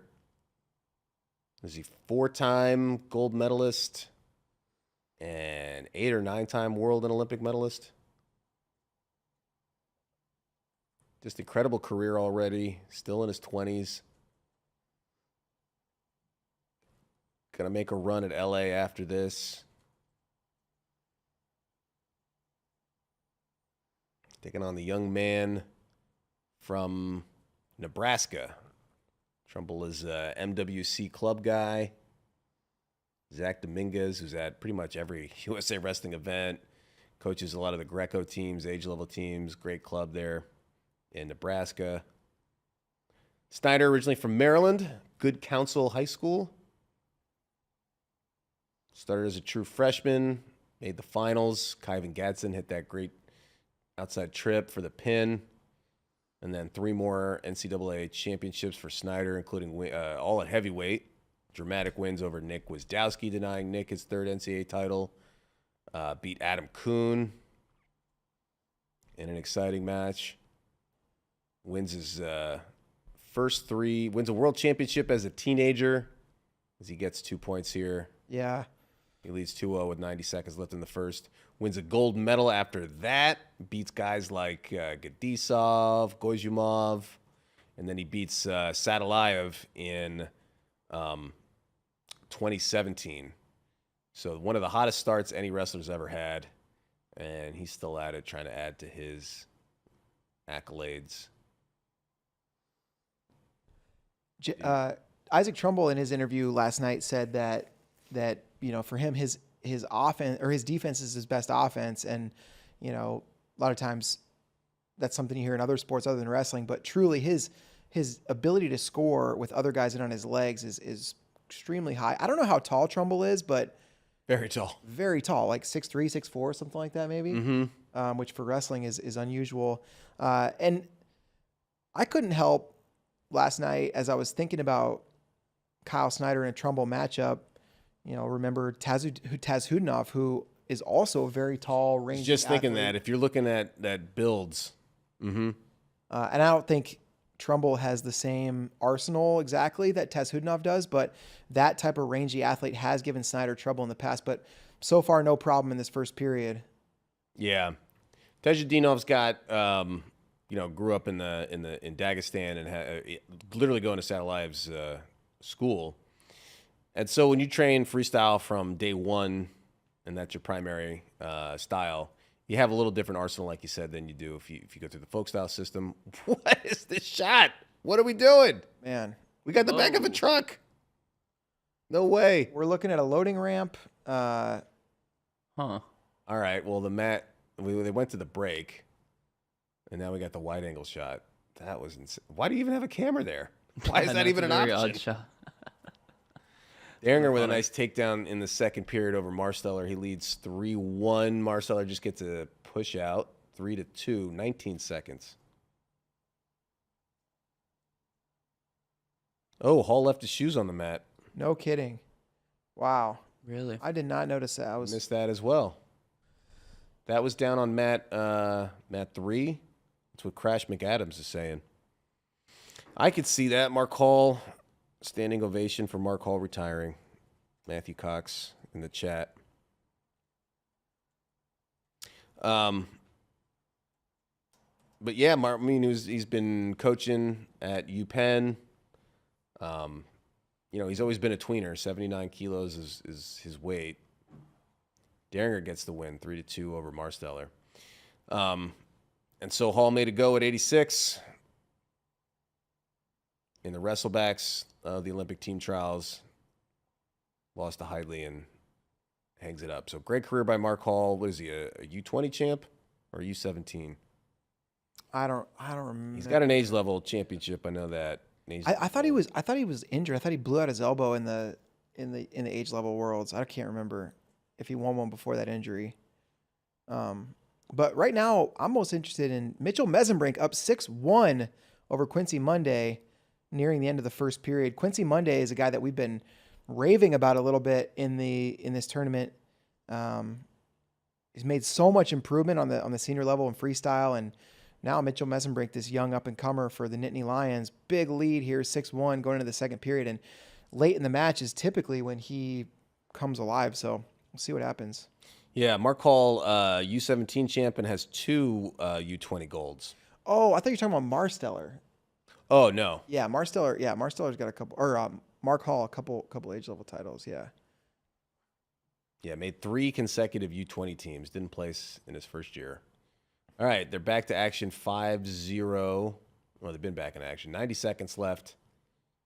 Trumbull unable to get through Snyder's defenses. Crash McAdams said that Mark Hall was a 6-time Minnesota high school state champ. I thought he wrestled his first year in Kentucky. I think in middle school. Well, yeah, but 6-time would require the middle school years. I think he might have won a state champ in middle school, like a high school state champ. What? He said 6-time Minnesota high school state champ. That would be 7th, 8th, 9th, 10th, 11th, 12th. I think he wrestled his first middle school year in Kentucky, not in Minnesota, is what I'm saying. Middle 6th grade then, I don't think so. or 7th grade.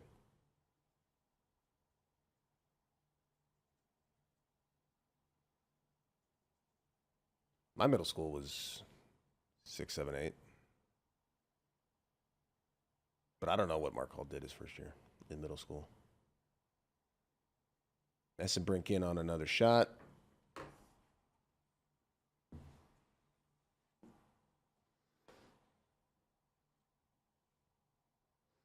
Oh, look at this. He did 7th grade 2 times. Oh. That's how you do it. So 3 middle school years, 3 state championships. There you go. What was he doing in 6th grade? Slacking off? I don't know. Well, I don't know. For most states that allow middle school, I think they only allow you once you're in 7th.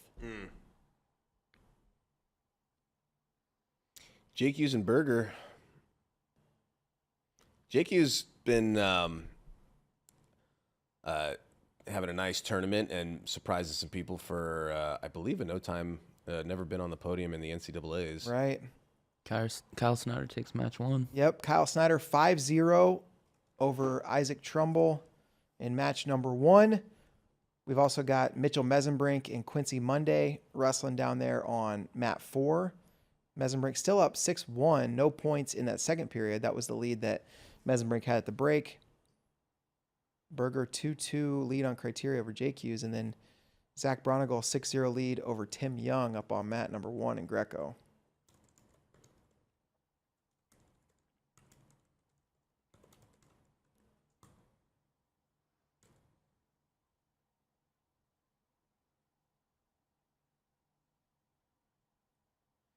No match currently on mat number 1, but we are going to see Sarah Hildebrandt and Audrey Jimenez coming up shortly. And this was a series at Final X last year that Hildebrandt dominated. Audrey Jimenez, a senior in high school. How prepared will she be for a rematch with Hildebrandt? That's what we're going to find out soon. Mesenbrink looking sharp as ever late in this match. Good call. Man, with a trap arm too. Nice little arm drag, go behind, and then a trap arm. So Mesenbrink leads 10-1. 35 seconds left. If he can get another turn, it'll be over. Mesenbrink a little more tactical in this second period. A lot of times you see him continue to fire off attacks, but this time he waited for Monday and then scored on the re-attack.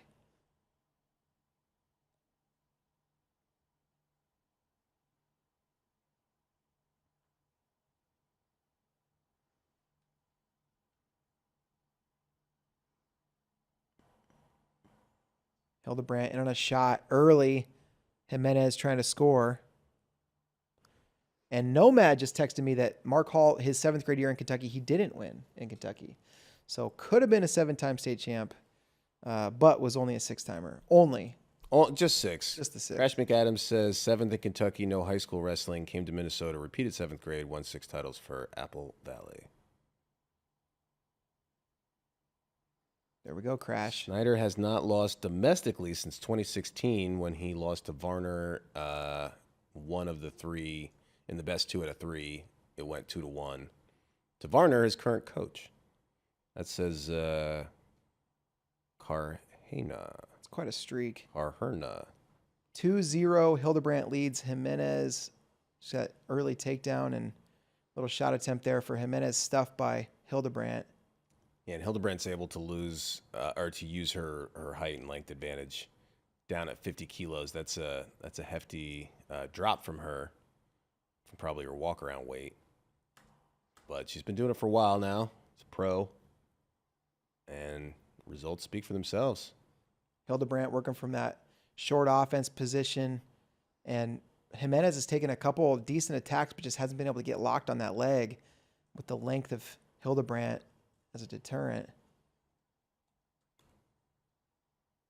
Yeah, she's another Indianan.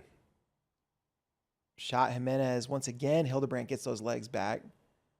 And now she's around for a second takedown up 4-0. Hildebrandt looking for that leg lace. She's lethal with it. Yeah, you see Jimenez trying to spread the knees as far as possible. Does not want to get stuck in one of those laces. I don't know if I just wasn't paying attention last night or if this is new, but I did not notice the knee brace on the left knee of Audrey Jimenez yesterday. Yeah, I don't know either. Yeah, I didn't recognize it. Maybe it's because the tape's on it this time, but I don't know. I'm going to try to do a little research of Andy Hamilton's photos.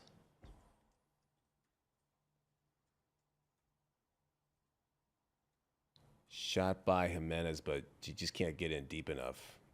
Hildebrandt's ready and then attacks the corner, runs behind. And this is the tough thing. If you're Jimenez, you've got to get points. You got to figure out how to get back in it. And her best method to score against most opponents is that shot. But Hildebrandt able to defend, and so gap just keeps widening. Yeah, keep chasing those points, but Hildebrandt's ready for you. Interesting match on mat 1, Mia Palumbo and Aaron Golston.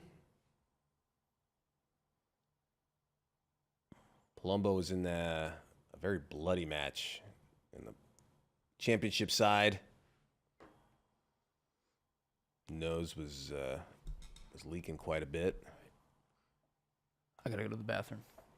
All right. Let us know how it goes. Chat, let's get a poll going. How do you think it's going to go for Connor in the bathroom? Yeah.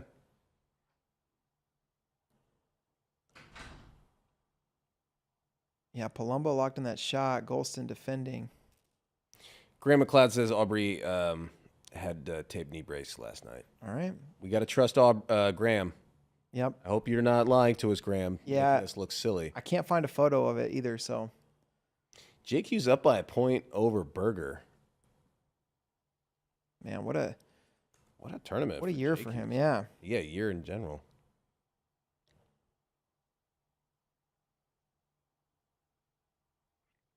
Hildebrandt, another takedown. 8-0. He's close to a tech.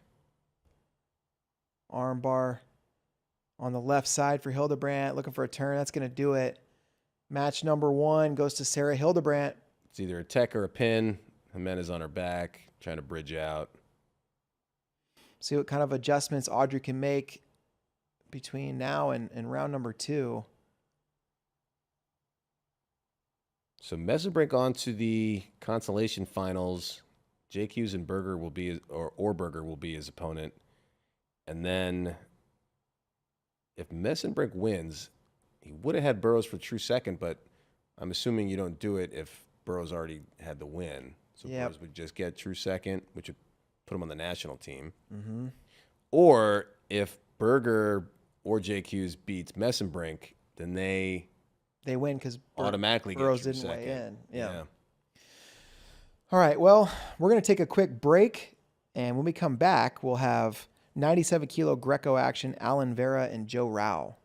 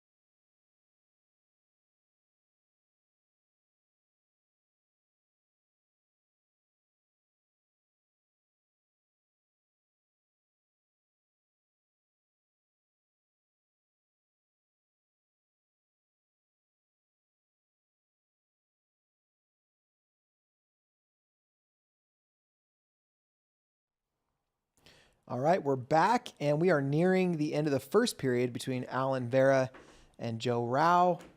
It's currently 1-0 for Vera. He got that passivity call, was unable to score in parterre, and now getting a look from the trainers. Still a match going on between Aaron Golston and Mia Palumbo. Golston leads 3-1 on mat 1. Samara Chavez with the win over Emily Gonzalez on mat 3. And Courtney Freeman looking for a fall, unable to get it. He trails Jeremiah Eminodi 3-2.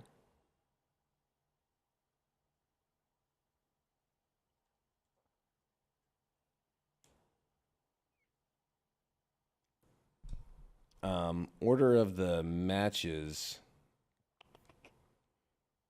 Let's see.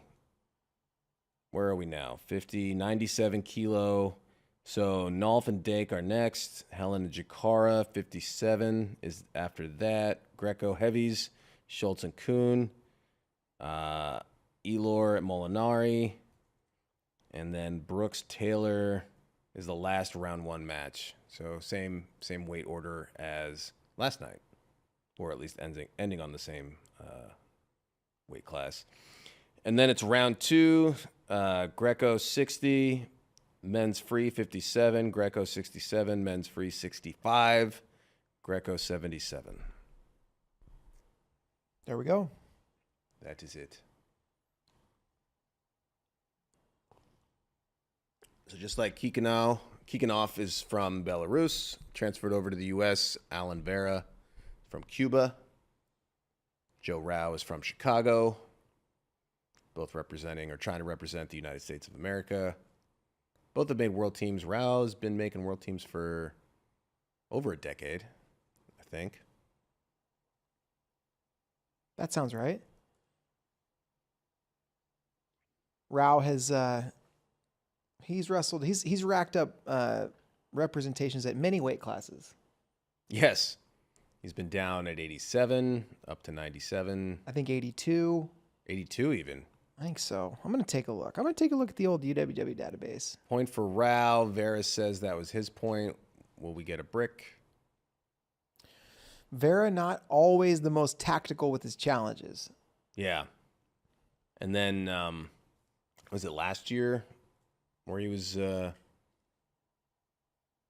had like a 7-0 lead on Bronigal and looked like he might have been injured, but okay. Joe Rao has represented the United States at 80 kilograms. wow. 84 kilograms. Moving on up. 98. All the way up. That's a kilo higher than he is now. Back down to 87. Then down to 86 for his freestyle tournament. Why not? And then back up to 97. 3-style Rao, they call him. 3-style chow. 3-style chow with Rao. Speaking of chow, we got another crazy breakfast. What do we got? What's popping? Ted Carreras, homemade chicken curry with cabbage, onions, poblano peppers, and yellow squash with Tillamook dark chocolate ice cream for dessert. Y'all eat dessert for breakfast? Tillamook, You that's seen Tillamook, that's like I think that's an Oregon dairy brand. Really? Oregon or Washington, yeah. My sister and brother-in-law are up there in Salem, Oregon, and they're Tillamook fans. Well, I'm impressed by your knowledge of regional dairy brands. Yeah, it's like I think they're big on yogurt. Big Yogurt? They're part of Big Yogurt. Part of Big Gert? Max Black and Philip Mooney in a pretty exciting one. Black, high energy here, getting 3 points and no more points on that one.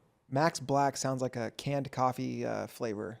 Yeah, like nitro energy boost. It's like 4 shots of espresso. It's called Max Black. I just have donut shop medium.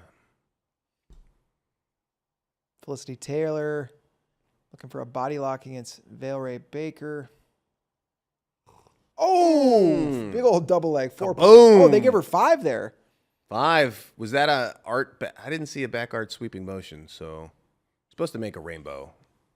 That's why they go 5. I think, 4 is what was confirmed. Baker got the wind knocked out of her. That'll do it.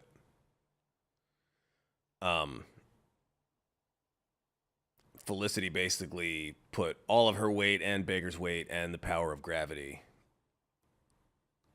Wow. So Baker probably got the wind knocked out of her there.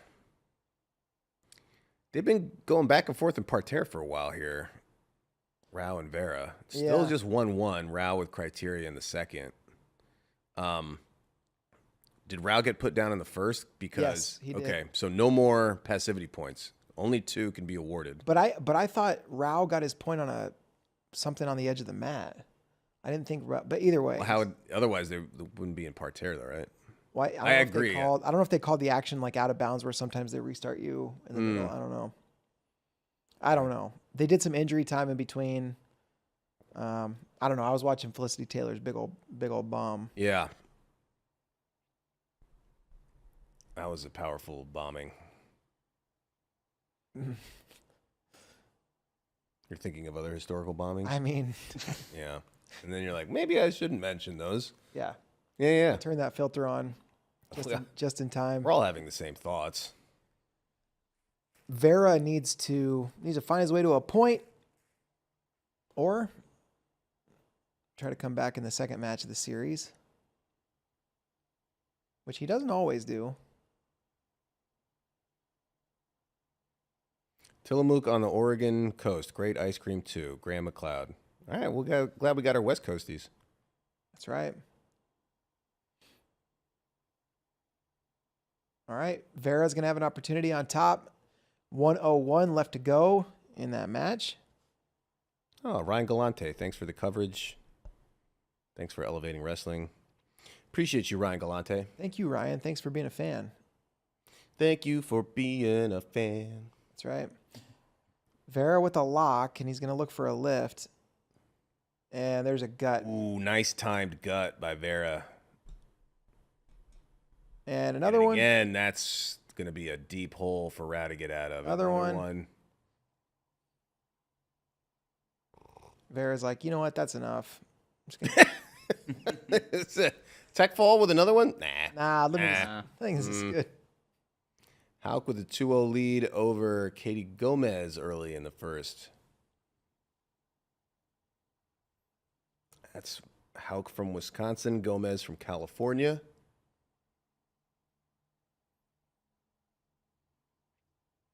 Now it says 8-0. Did they get back to action with Felicity, Taylor, and Baker? Let's see how the points were scored. Oh, Taylor got another 4. I think they're reviewing it. Alan Vera takes round 1. Joe Rao trying to get to the Olympics. He's qualified for Olympic teams and not had the weight qualified. And then came real close at the Tokyo trials.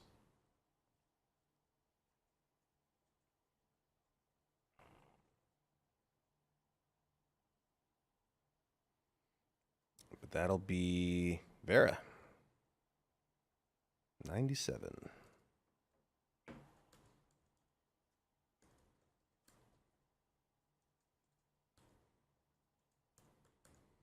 Joe Rao and Alan Vera. That's only that's like 11 letters between them. No more. Big one coming up here. Kyle Dake, Jason Nolf coming to the mat. 15 letters if it's Joe Rao. No, 14. 6 plus 8. Uncle Hefe is ready for 74 kilos. Keyboard says Dake in 2. Here's my question. Let's say you are a Penn State fan. You grew up as a Penn State supporter. You're all fired up for the Nittany Lions. You've got a 3-time NCAA champ, Jason Nolf. He wrestled here in the BJ Center. He wrestled in Rec Hall all of his college career. You also got Kyle Dake. He's won many world medals. He's got an Olympic bronze. He's won 4 world titles. And now he wrestles for the Nittany Lion Wrestling Club. In your heart of hearts, do you want your Nittany Lion, Jason Nolf, to overcome Dake? Or do you want the more proven guy, Dake, to beat Nolf? If you are a true blue Penn State fan, how are you feeling right now? I think if you're true blue, you have to go Nolf. You have to go the guy that wrestled at Penn State and has a PSU degree. But maybe you do, but maybe you like the guy that they brought in to represent them instead of him. I don't know. But not if you're true blue. I don't know. If you're true blue, maybe you trust My definition of true blue means you're going with the guy that went undergrad. Yeah, I think that's what I'm curious about. I wish we could poll all the Nittany Lion fans and know what are they thinking right now. It's a good question though. What I would be interested in is like, what are the characteristics of the folks that are rooting for Dake that are Penn State guys? Yep. Because to me, it's like, well, we know the true blue guys are rooting for Nolf. At least that's my assumption. Yep. Dake on the attack. No points yet. Nolf still in quad pod, and there's the takedown. 2-0, Dake in the lead. Wow. So you know how strong Nolf is. I mean, everybody at this level is strong, but Dake pulled his wrists out in that quad pod when he had the legs in, and you've seen guys try that, and like you can't get him to budge. And Dake was just like, Sir, just first attempt. Now out goes the arms. The clock says we're only 15 seconds into this match, and yeah, I think we're more like, oh, now here we go. Now I never trust clocks. Yeah, just in general. Clock, no. Sun is how you know that's the true dial. So you put your trust in your mortal enemy. Yeah, I hate the sun, but I use it to tell time. I trust him and respect him. The sun has made it its business to try to kill me at every opportunity. The sun only wants the worst for me. Okay, DJ in the chat says, huge PSU fan from close to State College in Nolf's hometown, but he wants a person who can win the Olympics. DJ, are you saying you want Dake, or do you believe Nolf can win the Olympics? Are you saying you want Dake? That's DJ, Dake, or Nolf? You got to give me a name.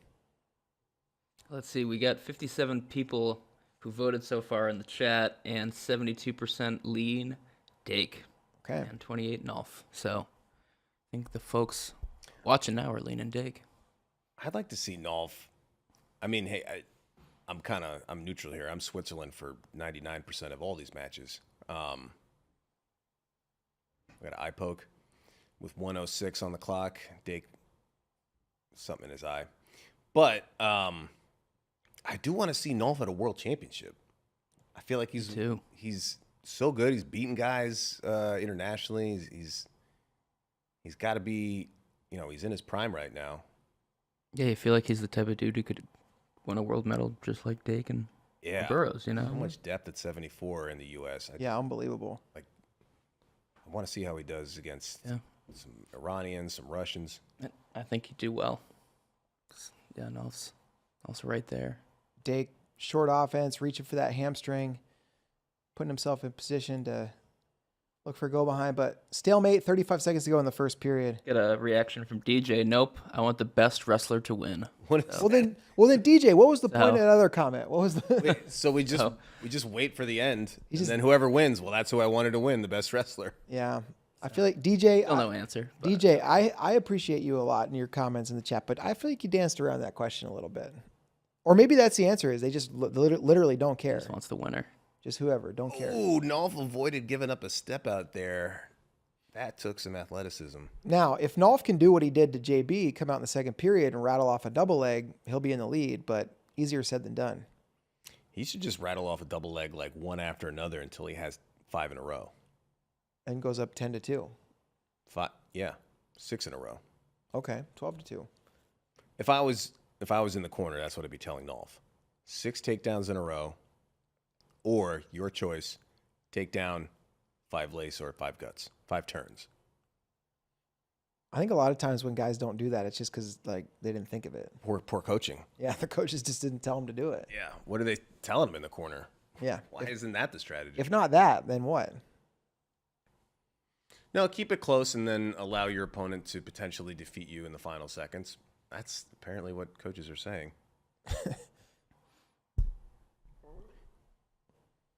Jonathan says PSU peeps want Nolf. Jonathan also just said Dake is just better. Yeah. Right after. Dave Packey just saying Nolf is not as good internationally, style-wise, as Dake. Could be true. Yeah, that's what I want to see Nolf. I mean, he has been wrestling some overseas stuff. Let's look at Nolf's. He wrestled in that Russian league with the basketball jerseys. Yeah, he did. He won Pan Ams in 2020. He won Zagreb. He won the Bill Farrell, which is really domestic. He won Zagreb before that. He beat Amami, who's a world medalist. That was a tournament with Jabril Gaziev of Azerbaijan, Kuramagomedov, a Dagestan transfer from Hungary. That was Zagreb in 23. This year, Kurmagomedov was in it again. 2 minutes to go here. Another Iranian. We'll try to figure out his name. Kugi Mustidis from Greece. Zemilkan Hajiev, Imami again. Ramazan Ramazanov, Bulgarian Dagestani. So he's won tournaments with some pretty deep fields internationally. Yep. And that was recently. That was literally this year. Nolf going to go on the clock.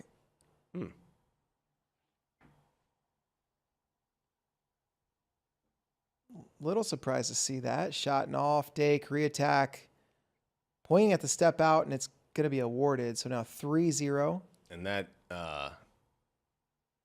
activity clock stays on. Mm-hmm. Well, they got it counting down now. Smart. Because then you don't see it go up to like 47 seconds. I think I said like almost exactly that about an hour and a half ago. 1 hour and 1/2 ago? I think it was. 1.5 hours? But I think I said 45 instead of 47. But it was almost like word for word what you just said, yeah. Did you travel into the future, steal my idea, go back in time and then say it? Maybe. But I did make it just different enough that you'll never be able to prove it.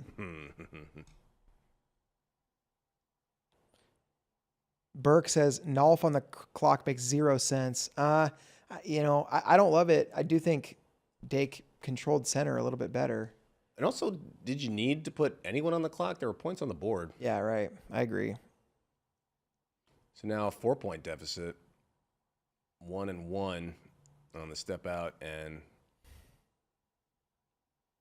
yeah, so no, a verbal warning for Dake for backing up. Immediately take steps backwards right off the whistle.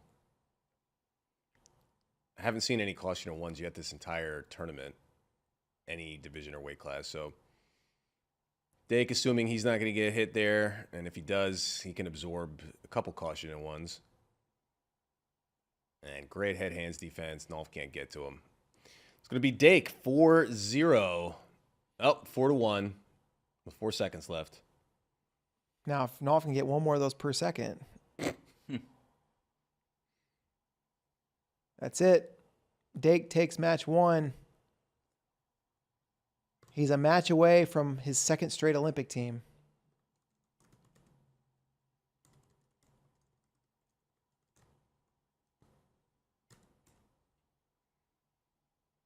Larramendi and Albrecht in a barn burner. Well, I'm ahead on the track wrestling, so it gets a little tighter. Nate Jackson commanding lead late in the second over Jonathan Aiello.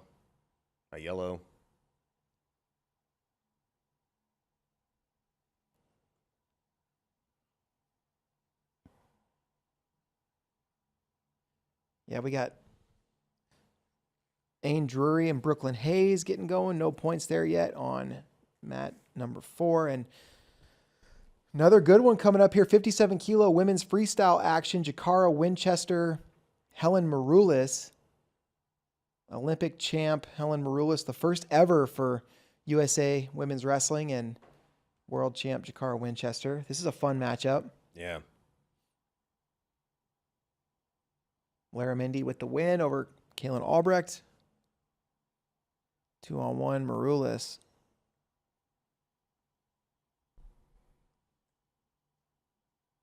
Maroulis in on a shot. Nice finish. Threatened Jakar with an exposure. And then got the 2.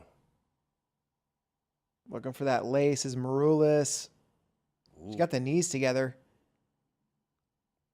She was trying to go lace to her right and then adjusted the lock. It was in position to maybe try to her left, but not able to get it to go.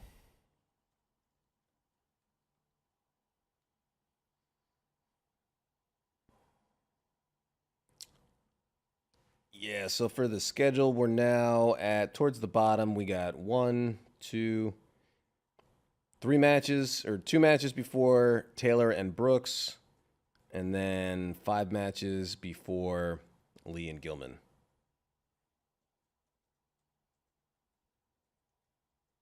Check that, 4 matches, and then Lee Gilman. There we go. 5, including the one going on now.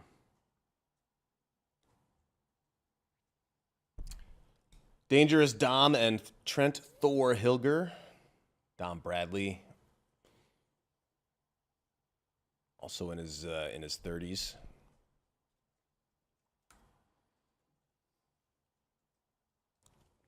Arm spin from Marulis.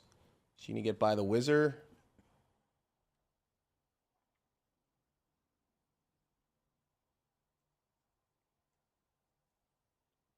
Close to exposure for Helen. There's a takedown. Yeah, she's doing a good job threatening exposures and finishing for takedowns.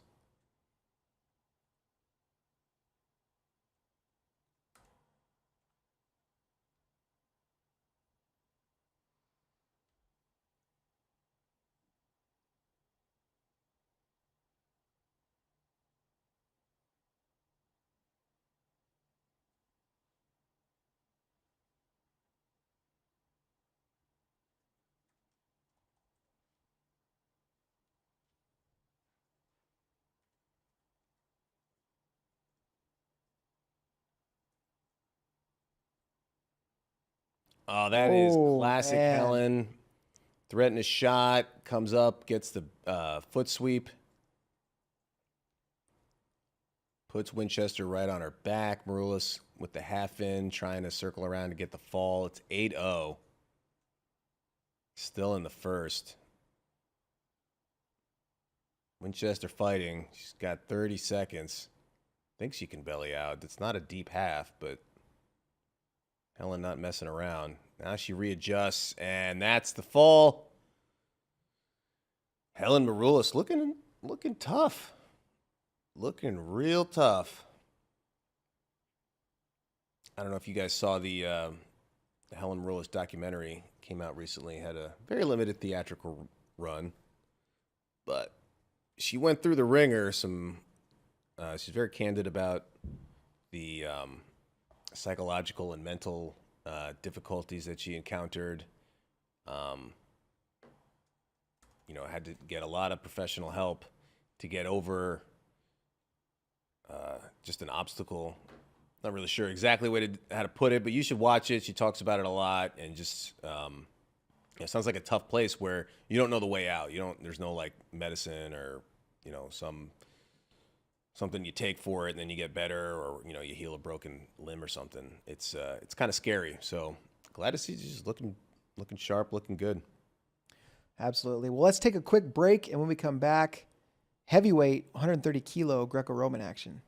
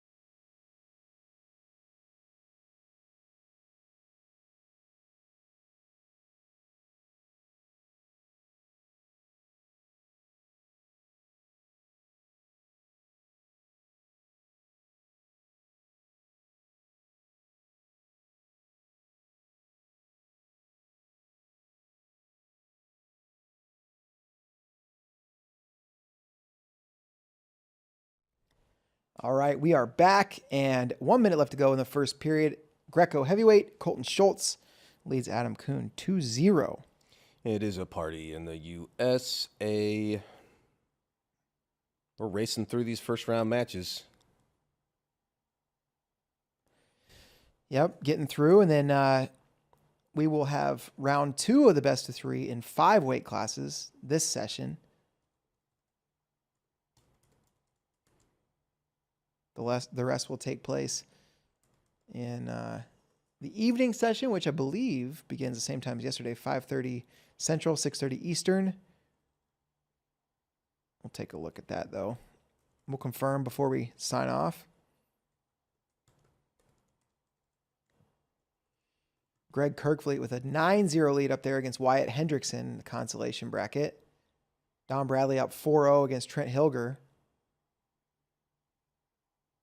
And Pat Smith leading Robert Perez 111, 3-0 in the first. Patty, boom, boom.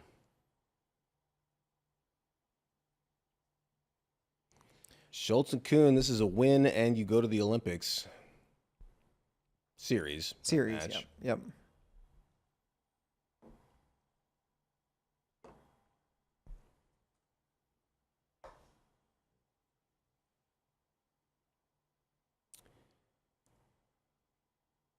So bracket-wise, let's look at some of our consolation round brackets.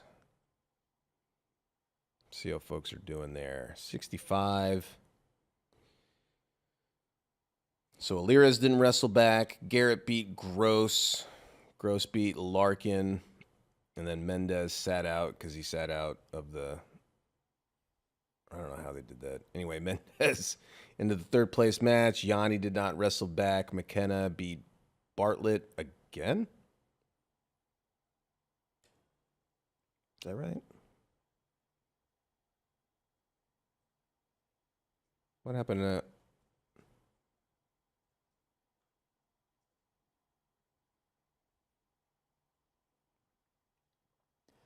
3-0 Schultz, 2.5 minutes left to go in the match. Oh, no, that was consolation yesterday. And then no Yanni, so Mendez, McKenna. Buckeye on Buckeye crime again for third.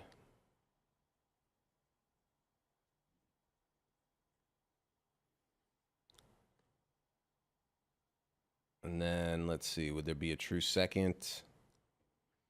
Only if Nick Lee wins. Oh, no, if Rutherford wins, there'll be a true second, Mendez and Lee.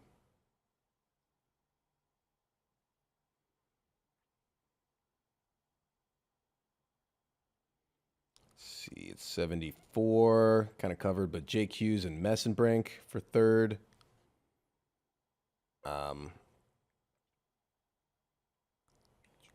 If Jake Hughes wins, they'll have a true second, which he'll win by forfeit over Burroughs.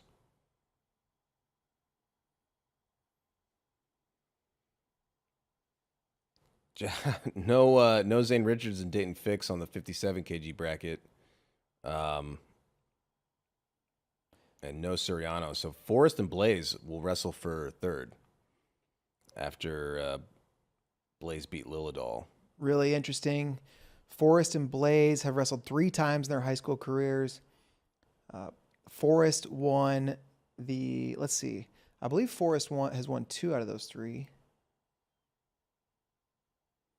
Yeah, actually, Jax Forrest won in a quarterfinal at, I think, 105 pounds at Super 32 when Blaze was a freshman and Jax was in 8th grade. And then they wrestled again at Super 32 in 2022 in the consolation brackets. Both guys were upset.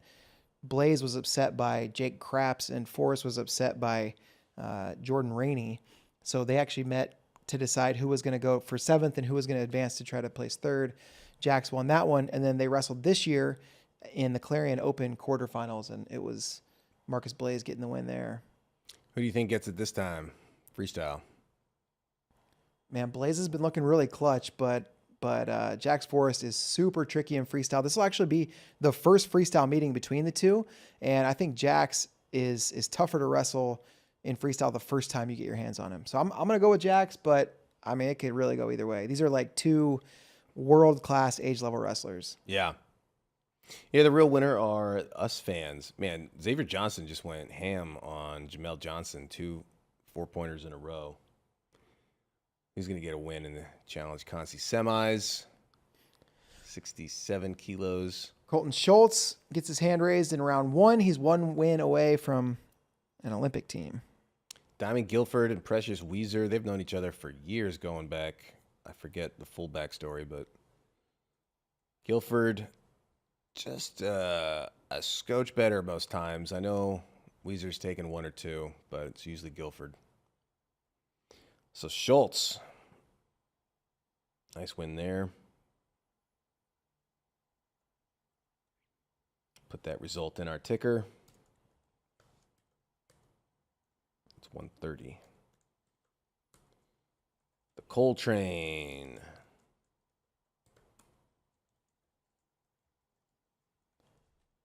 Pat Smith getting his hand raised. He advanced in the consolation bracket over Robert Perez, 111.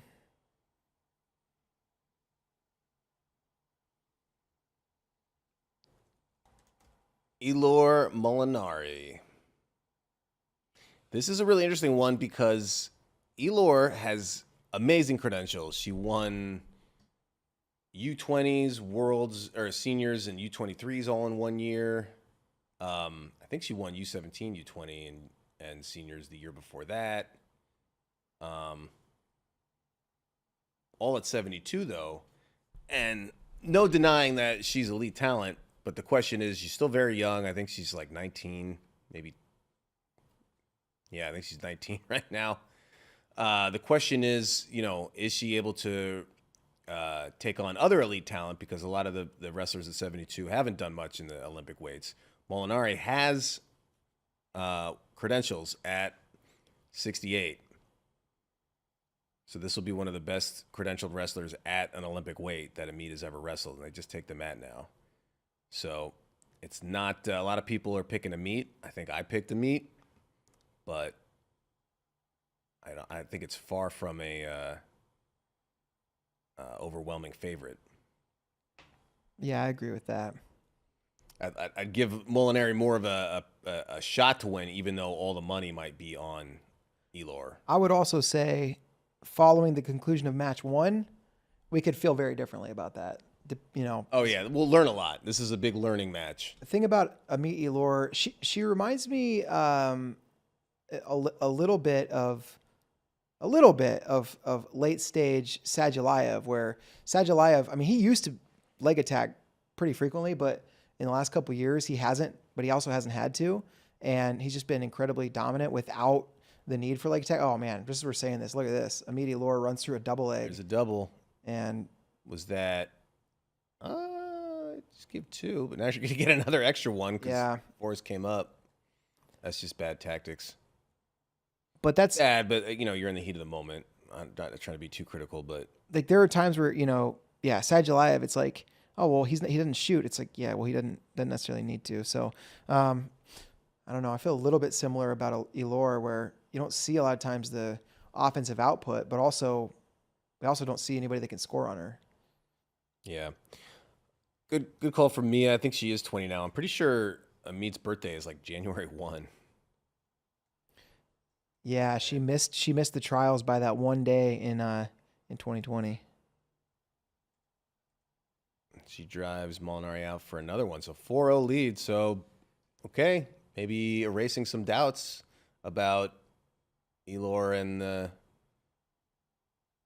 strength of her competition. I know Coach Terry Steiner has been really excited to have her at the senior level for a lot of years. Yeah, that's got to be an exciting thing when you're a longtime coach at the senior level. Terry Steiner's been coach of the women's team for I don't know how many years, decade plus. Bill Zadek, probably close to a decade at this point. And you just see these young talents coming up, and it's like, the meme of the guy behind the tree. Homer Simpson. Yeah. No, not that meme. Different one. Yeah. Kylie Walker up 4-0 over Skylar Grote down there on mat 4. Do you think Amit will soon be USA's GOAT? I mean, that's hard. That's a high bar. It can't be that soon. Yeah, definitely not soon. In a decade, we'll see. I mean, even in 4 years, in another quad, if she wins out, if she wins the Olympics, that would be her 3rd senior level title, right? Yeah. So if she wins her 3rd title here and then wins 4 more, and she has 7, and 7 in a row, I think it would be all right. Yeah, crown her. So 4 years, give her 4.5 years, and if she wins out, you can put her in that conversation. Mendez McKenna, round 2. McKenna training at the Pennsylvania RTC. Mendez, what does he have? 2 more years with the Buckeyes. Fireman's attempt by McKenna. Somehow hasn't scored yet. Pretty good defense from Mendez, but he'll give it up there. And this is where you see that skill level of McKenna. I know he lost this match yesterday, but can't count him out. Elor still leading 4-0. Second period underway, about 20 seconds into it. Welker leading 4-0 on Skylar Grote at the end of the first. Guilford gets the tech over Weezer, 76 kilos on mat 1. Mat 2 is where all the championship bouts are, best 2 of 3. We're getting towards the end of round 1. And then 57 and 65 in men's freestyle will be right afterwards, round 2. Round 3 tonight if needed. Also 3 Greco weights. 86 kilos, round 1 for the men coming up. That'll be the end of round 1. Round 2. Just those 5 matches. Side headlock for Elor. They put the 2 on the board. There it is. She breaks the lock herself voluntarily. Spins around 6-0. 90 seconds remaining. 95 seconds.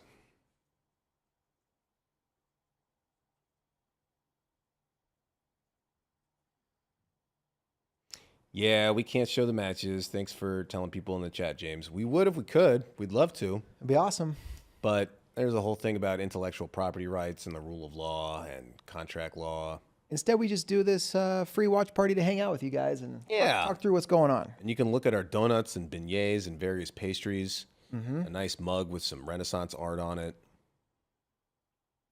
Beautiful yerba mate can that I'm trying not to show you the logo of for other reasons.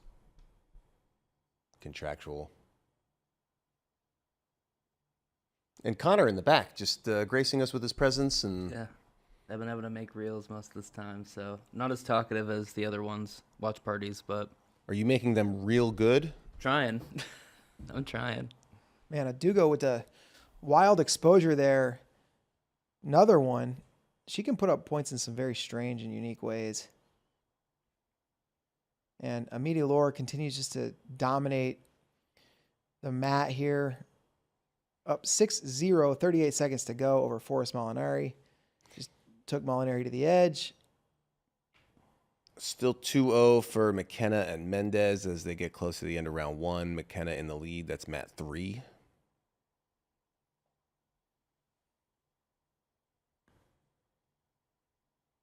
Man, Molinari trying an arm drag. She's trying just 2-on-1. She's trying anything she can do, but a lot of the way that Molinari wins matches is assert herself physically and march people around the mat, and she just can't do that against Amita Lore.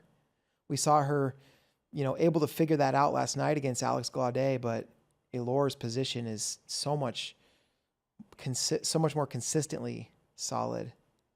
Yeah. So we learned a lot there. Elor can shut down someone at Forrest Molinari's level. Pretty impressively, the cut down to 68. She seems to have been able to shrink herself, no problem. How about this? How about it? Aaron Brooks, David Taylor coming to the mat. Walking to the mat now. Penn State versus Penn State. 3 Hodge trophies. Man, look at Mendez picking up that ham fight, and He was close to a step out. I think they may give it to him. Yes. Their heads out. Yeah. They're going to give Mendez that step out. I think McKenna's foot went out before he got himself grounded. They gave 2 McKenna. Oh, okay. So the mat official saw it one way, but judge and chair saw it another. That's interesting. I thought maybe McKenna's head was out too by the time he popped back like out of bounds. Yeah. So I thought you'd have to go for a step out for at least one of them. But I was not Matt's side. The table and the chairperson are. Table judge and chair. So 4-0 McKenna, trying to look for some revenge. Get on that national team. Welker leading 6-0. She's going to take this one over Grote. And there's Brooks and Taylor. Hand fight underway. Brooks has had a little more, probably a little more adversity in this tournament than a lot of people expected. Alex Daringer scored 4 on him in a big move and nearly another 4-pointer later. And then Zahid Valencia, also a 4-point move. But if it weren't for a signet pull with just 6 seconds, which stirred up a little bit of controversy, certainly verging on that, whether that's an appropriate time to call a singlet grab like that when it's tied, 6 seconds left, and Zahid has criteria. Should it be blatant? Do you have to call it by the book no matter what? Are you always calling every singlet pull by the book at all other times? Interestingly, Aaron Brooks with Bo Nickel in his corner. Bo Nickel was David Taylor's last opponent at the Olympic Trials Finals 2021. Oh man, Mendez to a body lock. McKenna defending with the whizzer. McKenna ridiculously strong. Oh, Brooks throw by, but he's still got that leg trapped in there. No points. Brooks has to get this leg free or work for an exposure, and it's just going to be a stalemate. Yeah, it's not like folk style rules. You can't snake that leg in, grapevine it, and get behind the armpits. Good motion there from Brooks, though.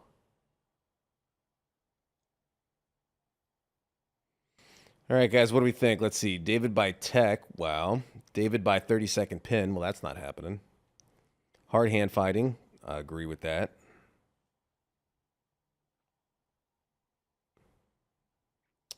Not tech, not pin. Okay. DT wins. Oh, Brooks, go behind. Little drag attempt. Now gets to the leg.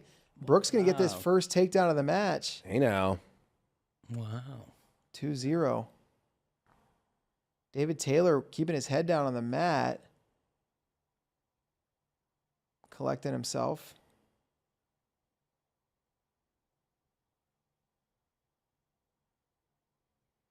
Two 0. 1 minute to go in the first. David, he's gone down multiple times to Yazdani and came back every time but one. Oh, is Mendez looking for a takedown with 4 seconds left?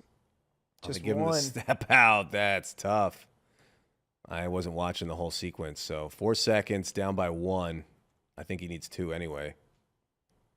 Oh, he may get 4. Oh, 1 on the step out is the call. not enough. McKenna gets it by criteria. Wow. I mean, throw the brick, but maybe not. I don't know. Mendez frustrated. McKenna with the revenge. We could pull up. So Brooks, Taylor still 2-0. We can pull up the 65 consolation. And just see what's going to happen there. Or just see what happened there. That's McKenna for third. They go to the break. Taylor and Brooks. Brooks still leading by 2.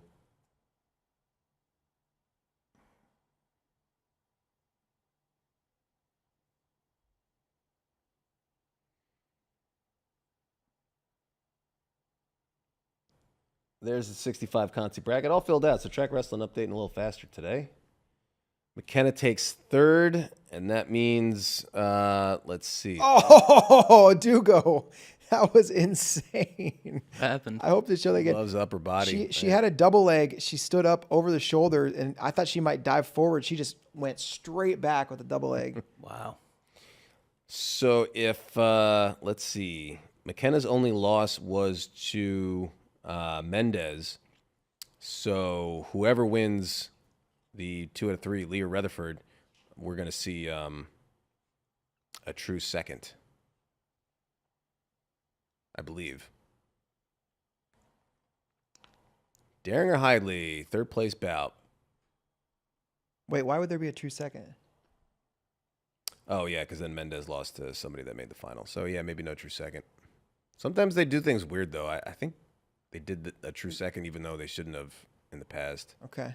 But you're right. That's how I would do true seconds. Because because that true second is usually for making the national team, right? Yeah. But we already know the 3 members of the national team. Well, no, Lee and Rutherford make the national team, but then who's the third guy? McKenna just got 3rd. So it'll be McKenna, right? Well, there's a true second available there. That might just be, I wonder if that's just how they All the brackets. build them out. Yeah.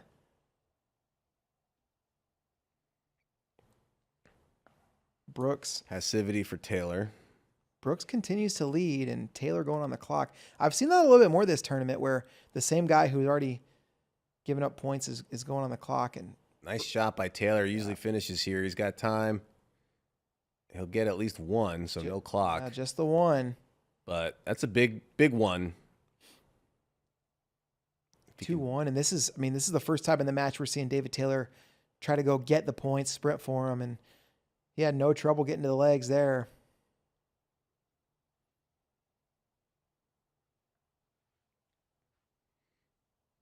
Now, ideally for Taylor, he doesn't want to leave this for the last minute because you still need a takedown. 1 point won't do it. Yeah. That was in essence, a 2-point step out because it stops the shot clock. Yeah. But yeah, like you said, still needs 2 more.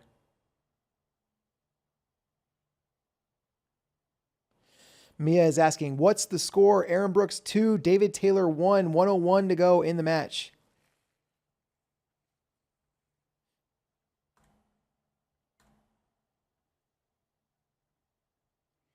Yeah, so there could be a true third here because David Taylor was sitting out. Whoa, Brooks! That's going to be 4, I think. Or did he belly out? They give him 2. Okay, 4-1, Brooks in the lead. No time to waste now for Taylor. 39 seconds, 3-point deficit. James 2 and a 1 yeah. won't do it. James Martinez was wondering the same thing as us. Was that feet to back? No, it was just 2. Taylor able to belly down. But he needs 2 takedowns in 30 seconds now.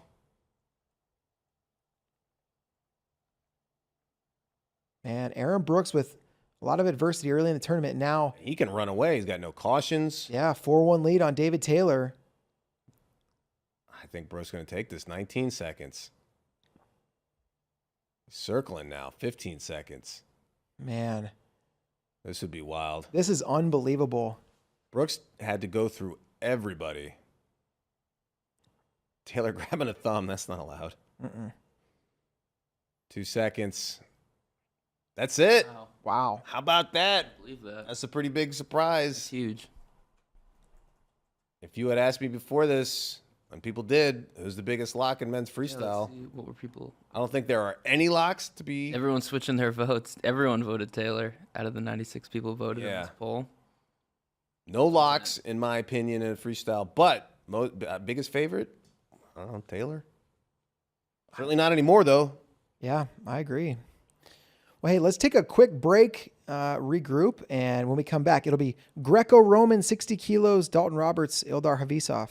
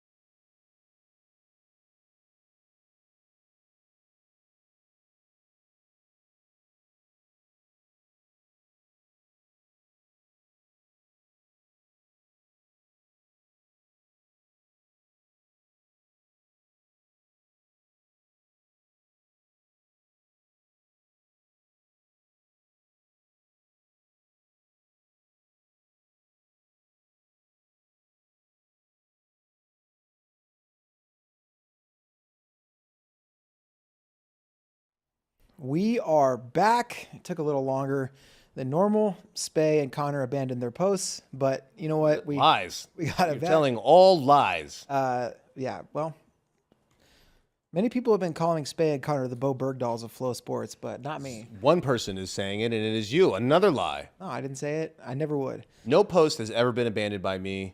Not my military post, not CW post in Long Island, not Marky post from Night Court. No posts. All right, so what's happening now is best of 3 finals for the 5 weight classes not yet qualified for the Olympic Games. We just saw 60 kilos. Ildar Havisov beat Dalton Roberts, so they've split. So they're going to go to round 3 later tonight. And so now 57 kilos men's freestyle. Kilograms. Kilos. Thomas Gilman, Spencer Lee. Spencer Lee took the first match in this series. If he can win again, he'll end the series. If Gilman wins, we'll see round 3 tonight. Mitchell Mesenbrink leading Jarrett JQ's 8-0 in the first period down there on mat number 4. David Orndorff up 2-0 on Brandon Marshall. Samara Chavez up 2-0 against Aaron Golston. Gilman and Lee hand fighting hard.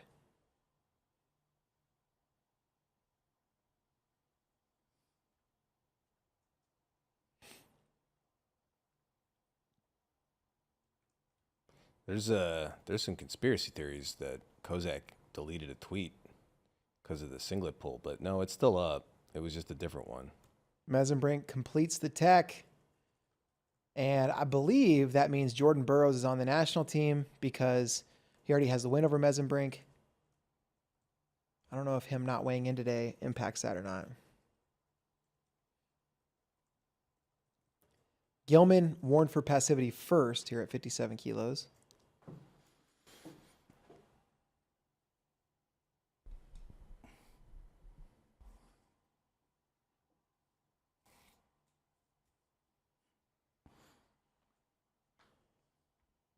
Spencer Lee, Thomas Gilman, long anticipated matchup finally happening. Now for the second time, Lee winning match number 1.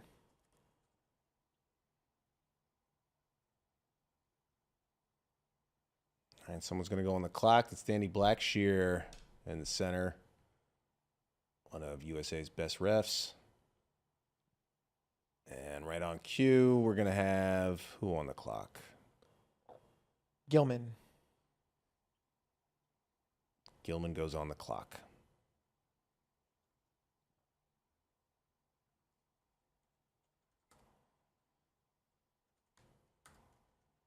Both guys getting a warning for that finger fight. Hard snap there, Gilman.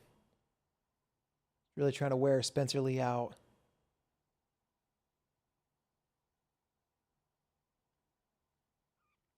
Yeah, this is similar to last match. It started slow. Spencer's earlier championship round matches, he raced out to a lead and then kind of held on for the second period. Spencer gets to that single leg, elevates it, and drives it out of bounds. He's going to get a point for the step out after the point for the expired activity clock. So 2-0 lead now, Spencer Lee. And when Gilman has that length advantage, sometimes you got to settle for that. You get a single leg, and best you can do is just run him out of bounds. That's also how Gilman scores a lot of his points. He's able to hit sweep singles, get into tons of legs, and the easiest finish is just marching the guy out of bounds with his leg in the air.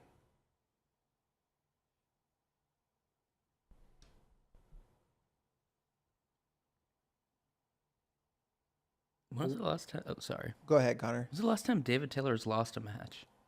Domestically? Yeah. I think in general. At all, it was against Yazdani in 2022 or 2021 World Championships after the Olympics. Yeah, the same year, just a couple months. Yeah, so I guess that's 2.5 years ago. Domestically, was it Jaden? 2017. Trying to think.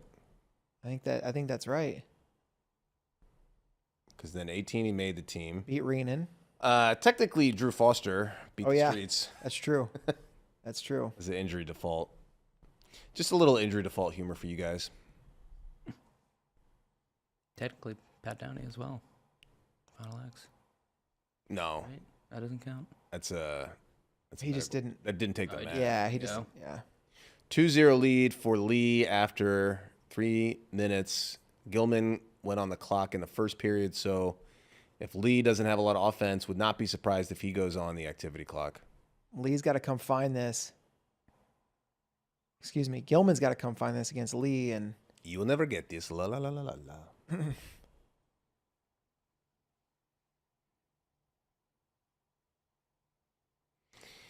Yeah, it does seem weird to say Jaden Cox retired at just 29, but that's actually old for internet, like historical standards. yeah. Very few people competed internationally in their 30s. Like none. Maybe Cormier did it for a couple years. John Smith was what, like 28 when he retired? Something. Yeah. Kale did it. Gilman looking for a point. He's going to get a step out here. Oh, the head went down, yeah. 2-1. Lee's forehead hit off the mat. Cormier did, but, well, and I was going to say, I don't know. Those upper weights, the guys do tend to stick around a little longer, but Jaden got his career started while he was still in college. Yeah. Baumgardner obviously had a very long career, but few and far between. It's Shot Lee. Gilman, good down block. 2 minutes left. Still 2-1 Spencer Lee over Thomas Gilman. crazy grind to be going to competitions day in and day out. You start a family. Anyway, yep. Under 2 minutes to go. Shot Gilman. He's circling. Now Gilman trying to find an angle. Gilman's on the leg. This is a good lock for Gilman to be on. Spencer hunched over. Man, Spencer controlled that elbow and now goes to a short whizzer. Gilman may get a point. Yeah, he's going to get a point. 2-2. Gilman leads on criteria. Now it's Lee that's got to find a point. Woohoo.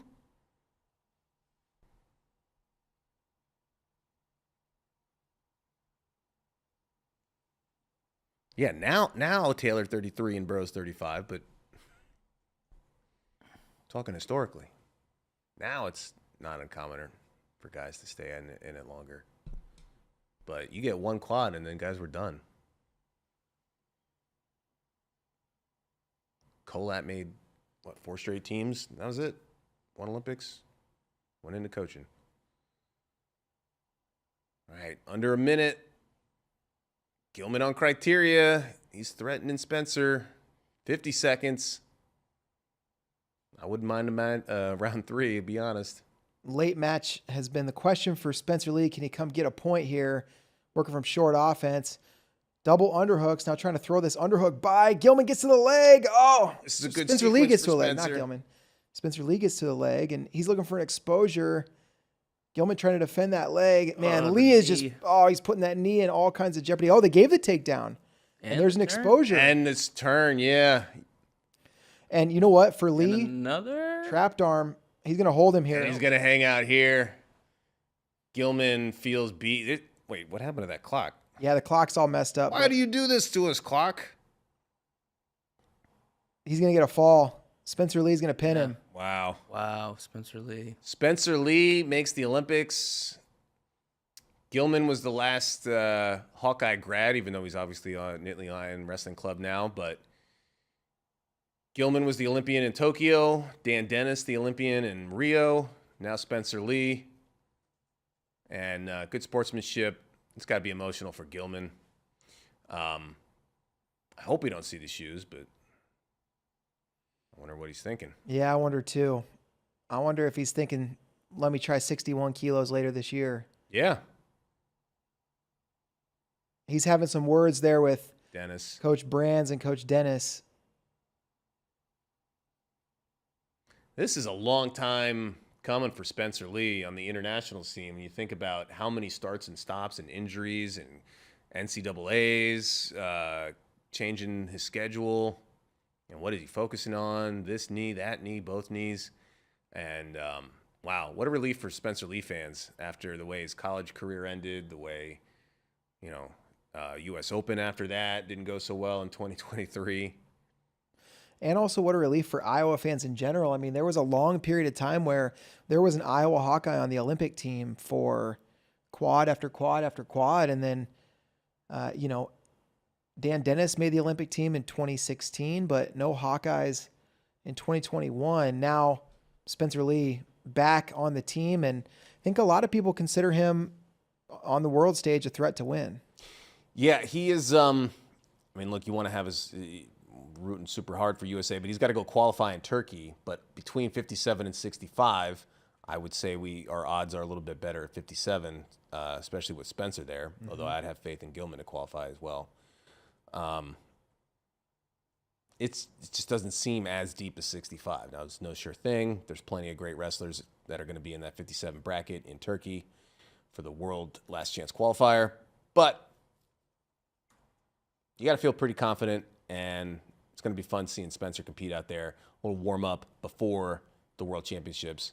I think everybody else that makes the Olympic team in the other 4 weights on men's freestyle, at least, are going to be in a different tournament. There's another ranking series, I believe, in Hungary in June or July before the Olympics in August. So we'll see these guys compete again before Paris. But Hawkeye fans get to enjoy that right now. That's the first first Olympic team trials winner of the year, because we were split at 60 kilos. He's not yet an Olympian until he qualifies the weight, but first Olympic team trials champion. Yeah. And how about a minute for some Thomas Gilman appreciation as well? 4-time Olympic and world medalist, 2021 gold in Oslo, 17 silver, 22 silver, went to Tokyo, got a bronze medal. That's a lot. I mean, think of, Cejudo earned a Olympic gold, but what other lightest weight class guy have we had with more medals? We haven't, yeah. I don't know. That's tough to find. Only an Olympic gold being the pinnacle would be something that Gilman doesn't have in his trophy case that you could say someone else does. But otherwise, Thomas Gilman, never an NCAA champion, and didn't start his freshman year because of Corey Clark and Tony Ramos. But 3-time All-American, Hawkeye legend, one of the best interviews that are out there. So many quotes. Yeah. There's a great Gilman Flow original video. I implore you all to check out Love Me or Hate Me, Thomas Gilman. Mm-hmm. Great stuff in there. Now, oh, wow. Max Black and Lamont. Taylor Lamont going crazy. 1-0 lead for Taylor Lamont. Now, the national team at 57 kilos, Spencer Lee, Thomas Gilman, and then a high schooler. It's either going to be Jax Forrest or Marcus Blaze. And now, do they have a true second since Gilman? There was nobody sitting in the finals. I think the only true second would be somebody sitting in the finals. Or if the third place guy comes from Spencer's side of the bracket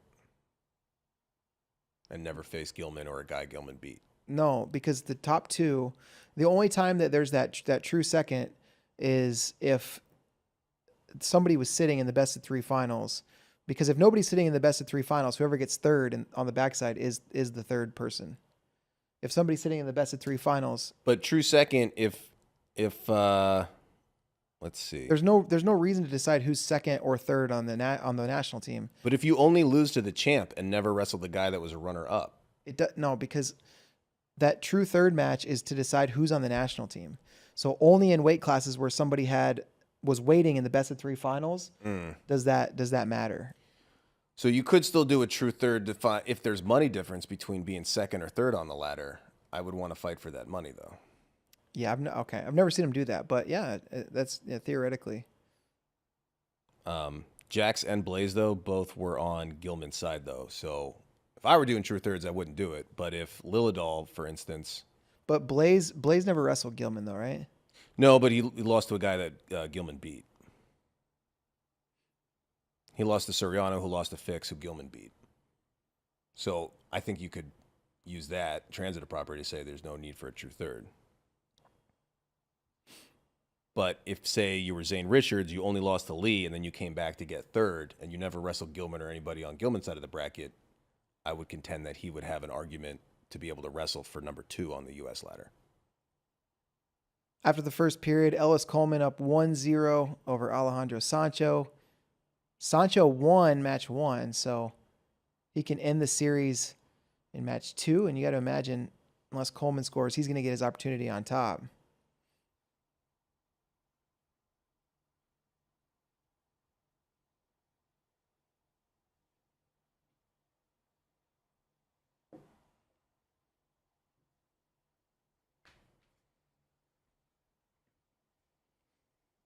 Money involved, asked Top Gear. Yeah, I believe the top 3 guys, it's a tiered system. So national team gets a stipend, second and third on the ladder, making the national team. So top 3 guys are considered national team members. The representative is considered either the Olympic or the national team member. Yeah, I know that the team member gets more. I don't know how the money breaks down for second and third. That'd be good to know. Black with a nice gut wrench. He's taken Lamont over twice now. Taylor over Hauk, that's a good win for Taylor. She wins third in the 53 kilogram women's bracket.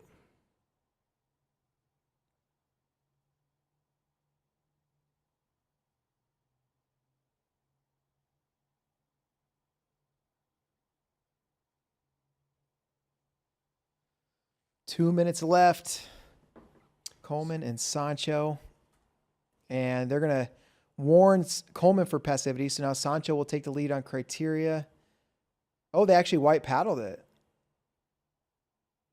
The mat official wanted to give the opportunity to Sancho, but white paddled. Okay, I think here is a little bit more clear cut. Taylor over Hauk. So she places third in the challenge tournament. Villascusa lost to Agello in the challenge tournament finals. Agello and Chikara are wrestling. Who is third? Yeah, they'll have to do that match. And Taylor did not wrestle Villascusa. She lost to Agello.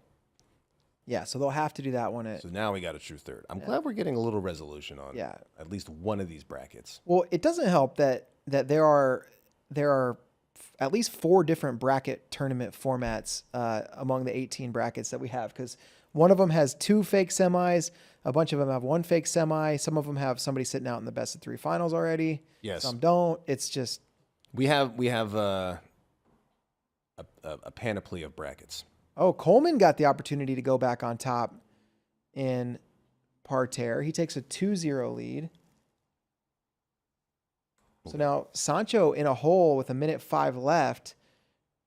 We already have one Greco series going to the third match.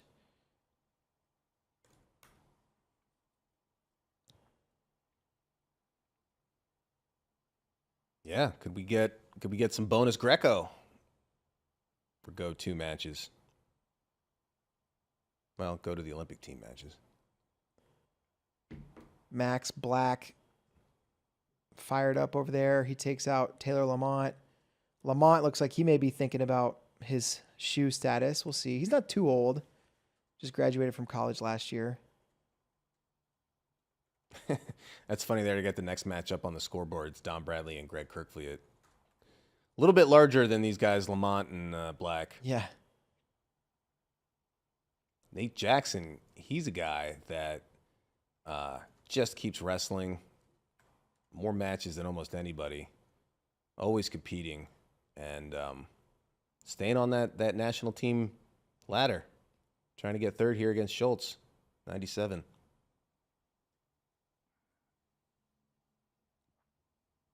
All right, Coleman does it. He wins 2-0, forces round 3. So 2 low-scoring bouts between Sancho and Coleman. And so it's tied up. Big one coming up next, 65 kilos. I believe we'll see next. Yeah, they alternate, and then they end with Greco. So we'll see. Round 2, Zane Rutherford, Nick Lee.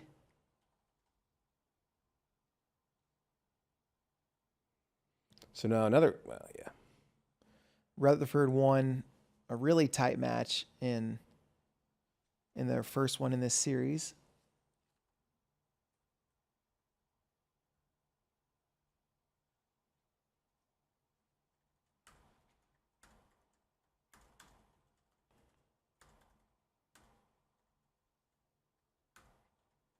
And I think the finals are going to be on USA Network as well as being able to stream on Peacock. I would go with Peacock just because you can get the replays there. Your USA Network is a linear broadcaster, so once they're broadcast, unless you were DVRing it or you have a tape player. And look, they're both already wrapped because these guys had lots of blood time, foreheads, banging, gash, wounds, opening. Yeah, Nick Lee split the top of his head, so he's got the old under the chin strap. The under chin, yeah, the chin strap. Looks like he's got one of those rugby helmets. Zayn also, just the regular wrap. On deck, Mat 3. Clone War fans, yes, Mat 2 is finals. Sorry. That's right. On deck, Mat 3, we're going to have Jax Forrest, Marcus Blaze, which I'm really excited for. Yeah, it's not often. Ooh, double leg right. Off the whistle for Rutherford. Got the knees together. Going to be more. another. Yeah. Now The other way. Wow. Ooh, 6-0 lead. Points were at a premium in match 1. It's already 6-0, and now Scoreboard says there's 2 minutes and 58 seconds. Not quite. Not that fast. 2:35 now. Not often, though, that Olympic team trials third place bouts will have an effect on the high school rankings. I know. It's insane. Who are these kids? What are they doing? Okay, well, if you haven't voted on a poll that's in there yet, Rutherford or Lee, you have a little bit of an advantage. Oh, whoops. No. I mean, Did it just? Oh no. I mean, it's there, but okay, more blood time. What a surprise. Yeah, these guys are bloody.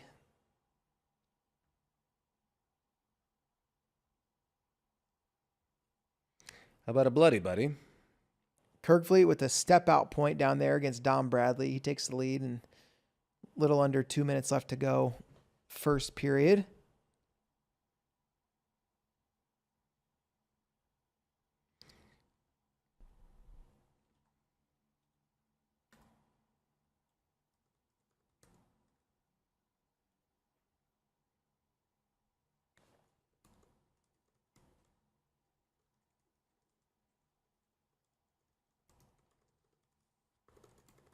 We're all typing on our computers while there's wrestling going on, but we're doing both. We're multitasking. Yeah, we're doing both. We're trying to get you guys clued in here on the watch party. Also, trying to keep those Instagram yahoos satisfied. A lot of people only consume wrestling on Instagram, and they never even go to my favorite website, www.flowwrestling.org. That is my favorite website too. It used to be you go to that website and you don't have a subscription to www.flowwrestling.org, and you can't really see anything. Now, it's almost all free. That's right. Unless it's live wrestling, you're going to be able to get content for days. You can click around. You can check out rankings. I highly recommend the site. I recommend it. Even if you're watching on YouTube or one of the Twitter, social, whatever you're watching on, there's good content on Flow. You can watch a Dan Gable documentary for free in which he says, hey, maybe you're not going to start this next duel, but maybe you suit up. Maybe you come check out the what it feels like in Carver Hawkeye Arena. I recommend it. Yeah, maybe you put on an old 80s style ringer tee that says Mountain Dew, and then you put on a Russian winter hat. Now, during that blood time situation, they took 2 points off the board from Zane Rutherford, so it's now 4-0. I don't agree with those because It's bleeding points and blood. Well, you see this happen sometimes. A guy gets taken down, not to his back, and then he's clearly on his back at some point. There was either a takedown and a turn, or they say you're already in parterre when you go on your back, and then you didn't have a chance to belly out. But I'm like, then it's, I don't know. Should be 4. Said it was rule 2, and then he did get 1 turn out of it, though.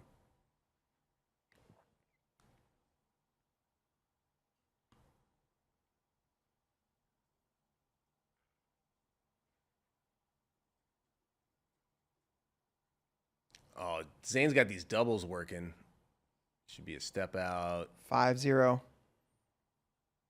135 on the board, or remaining on the clock. It's also on the board.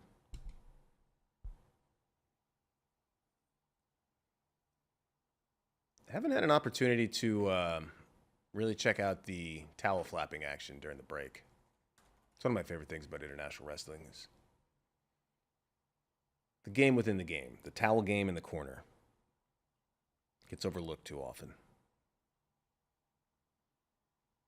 Yeah, maybe a little de-emphasized domestically.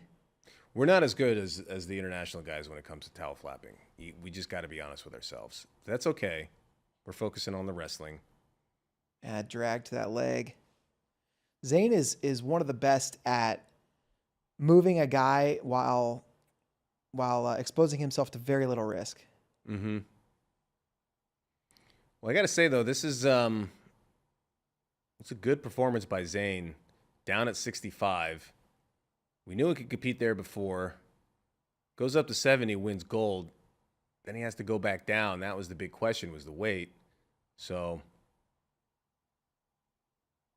never medaled at 65, but was in some tight matches, showed that he was competitive, and that's a weight class where you wrestle those tournaments, same brackets, same draw, and you get 10 different outcomes 10 different times. So I'm not so down on guys that, he hasn't medaled yet or he can't get it done in the big stage. 65 is wild. It's a crapshoot. Yeah, it really is. Wow, nice snap there from Nick Lee. But almost got him, but time ran out. So 3 minutes left to go in this match. How many of these, how long will these 3 minutes take after they're interrupted with blood time? Hopefully the wraps hold. I got faith in the medical staff, but that was my question. You got blood time. What if both guys are bleeding and they both run out of blood time? Who gets the how do they even penalize people or what? I don't know that I've ever seen that. Have you? No, I don't even know why they have a blood. To me, one of the silliest rules that UWW has. I've never seen it come into play. And what are you supposed to do if you're a wrestler? And what do you have a trainer that's new or doesn't know what he's doing, or he or she doesn't know what they're doing, and they're like, there you go, and just put Scotch tape on your head, and it just keeps bleeding the whole match, and you run out of blood time. There's a lot of scenarios that are possible. That's what I'm saying. Don Bradley and Kirkley at 2-2. I don't know if you saw this question in the chat, Spay, but Carherna wanting to know your favorite towel flap technique. Oh, yeah, the alternating shoulders, double overhand quarter flap. So this side, out, this side, out, and a quarter towel. So half towel can also work, but gets a little, you got to, maybe for the big boys, you don't want kitchen towel size. And then bath towel or full size, just forget about it. You see guys with beach towels every now and then. Yeah. No flapping even possible. You got to be under the giant to flap that thing. There's a technique that I think I've only seen domestically, where somebody will, often it's a teammate coaching another teammate, that'll go to the corner with no towel and then just take their shirt off mid-match. Yeah, that's being a true teammate. How about Don Bradley beating Kirkley? Did anybody call that one ahead of time? I know I didn't. 2-2. Good for Dom. Still on a national team. Still doing it. This guy is ageless. Gotta respect Dom. And he's still out there getting Missouri guys ready for Fargo. He's out there getting, wrestling Zach Elam every day. He's one of the greats. Appreciate you, Dom. All right. Minute 12 and counting down. This is crunch time. Here we go. Jax Forrest, Marcus Blaze coming to the mat on mat number 3. This is your Super Bowl. This is my, yeah. This is the highest level high school match has ever been wrestled in history. I didn't think we were going to ever see this match again, because Blaze has been up at 132 after their match at the Clarion Open. But thanks to the Olympic weights. And you get it in freestyle too. To come back down. Yeah, we've never seen this match in freestyle. At least not that I'm aware of. And we got Zayn 30 seconds away from making the Olympic team. Still has to qualify the weight, but looking good. Also, Kylie Welker, Diamond Guilford down on mat 4. That's a great match. Yeah.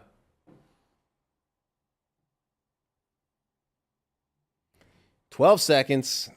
Lee's pace kind of slowed. And I think Rutherford's going to take this. By exsanguination. All right, Dracula. The Exsanguinator, Zane Rutherford. And a big hug. These guys obviously train a lot together, practice together. They never overlap. Did they overlap in college for a year? I think they may have. Yeah.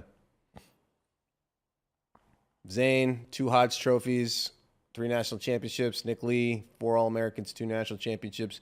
Pretty good resumes, and then they rip off the tape so they can go back to bleeding everywhere. But Zane Rutherford, and your first Penn State Olympian. Well, Olympic team member. That's how you split it up? Olympic. They may just call him Olympic trials champion, but Trials champion. yeah. No score. Jax Forrest, Marcus Blaze, halfway through that first period. Not an Olympian, though. That I'm positive.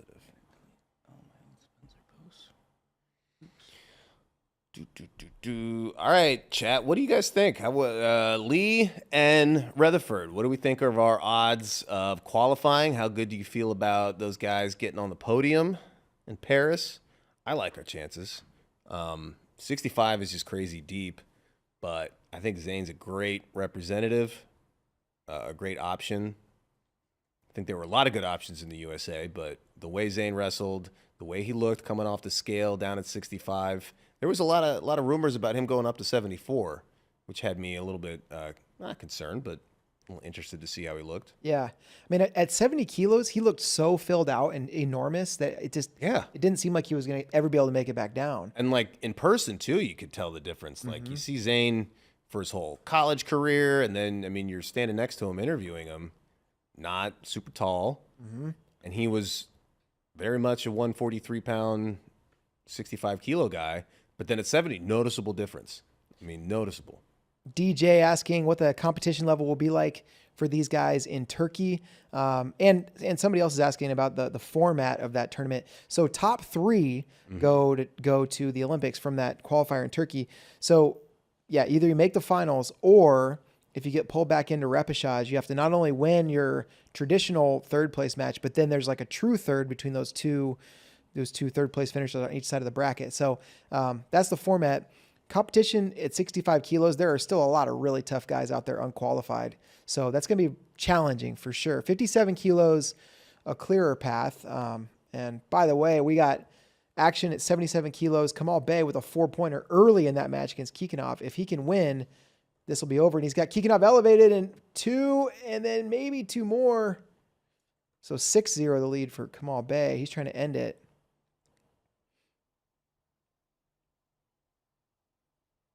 And not going to be able to get any more points. So I guess long answer made short. It's going to be tough for Zane. He can do it. Not as tough for Spencer Lee. Trying to think of the top guys. A lot of them are going to be qualified. Asian Olympic qualifiers just happened. Japan qualified there. I think Mongolia did not qualify. That's going to be a tough one. In Europe, Haji Aliyev qualified in Azerbaijan. I know. I got to look. Ahmed Aliyev is qualified. I don't have to worry about him. A lot of the top guys qualified. Tavanian. So it's going to be tough, but you know, the biggest obstacles, a lot of them won't be there. It's certainly doable. 100%. By the way, 1-0 for Jax Forrest leading Marcus Blaze, but Blaze just gets a takedown in the second period. That was a pretty little slide by. 2-1, and now a gut wrench. 4-1. Now Forrest going to try to recover on top to their feet. 4-1. No points, say. So no reversal by Forrest. White paddled. Arm drag attempt there, Jax Forrest. Another drag, Forrest to the leg. Ooh, that was pretty as well. Forrest going to try to finish this takedown. Blaze defending on the edge. Forrest going to try to pull him in. He's going to elevate, and they're going to go grounded. I'm a little surprised they didn't say he pulled him up enough for the step out, but yeah, I thought they came up at a parterre just in time. This is maybe the best thing about watching these high school and these high level young guys and even some of the younger college guys. It's all house money with them right now. They're letting it fly. There is no conservative wrestling. I'm gonna try to hit my moves against the top talent, toughest competition that I can find. So different style of wrestling. Yeah, you love to see it. Kylie Welker leading Diamond Guilford 5-2 on mat 4. Jesse Porter up 3-1 over Danny Bronigal. And Kamal Bay still leading 6-0 now in the second period. 2-on-1 for Blaze. What the heck is True Third? I think we're done talking about True Third for now. Kind of exhausted about True Thirds. Yeah. All you need to know is the top 3 people at this tournament are on the national team. And depending on the bracket format, sometimes they need to do an extra match outside of the normal bracket to figure it out. Yeah. Unless it's easier to discuss about the World Olympic qualifier. They do True Third there, but you don't have to think of it. Yeah, that's true. That's actually very different. It's a different kind of True Third. It's a different kind of True Third because in UWW events, they just pretend like 2 different people can both be third place. Right. They really mean that they really go for just the medals. They don't really care about if you're third or not. Forrest trying to sell out here on the edge, and Blaze going to get another takedown as time is nearly expired. So 6-1 the lead for Marcus Blaze, and he is going to, well, they didn't start the clock. He's going to find himself on the senior level national team for USA.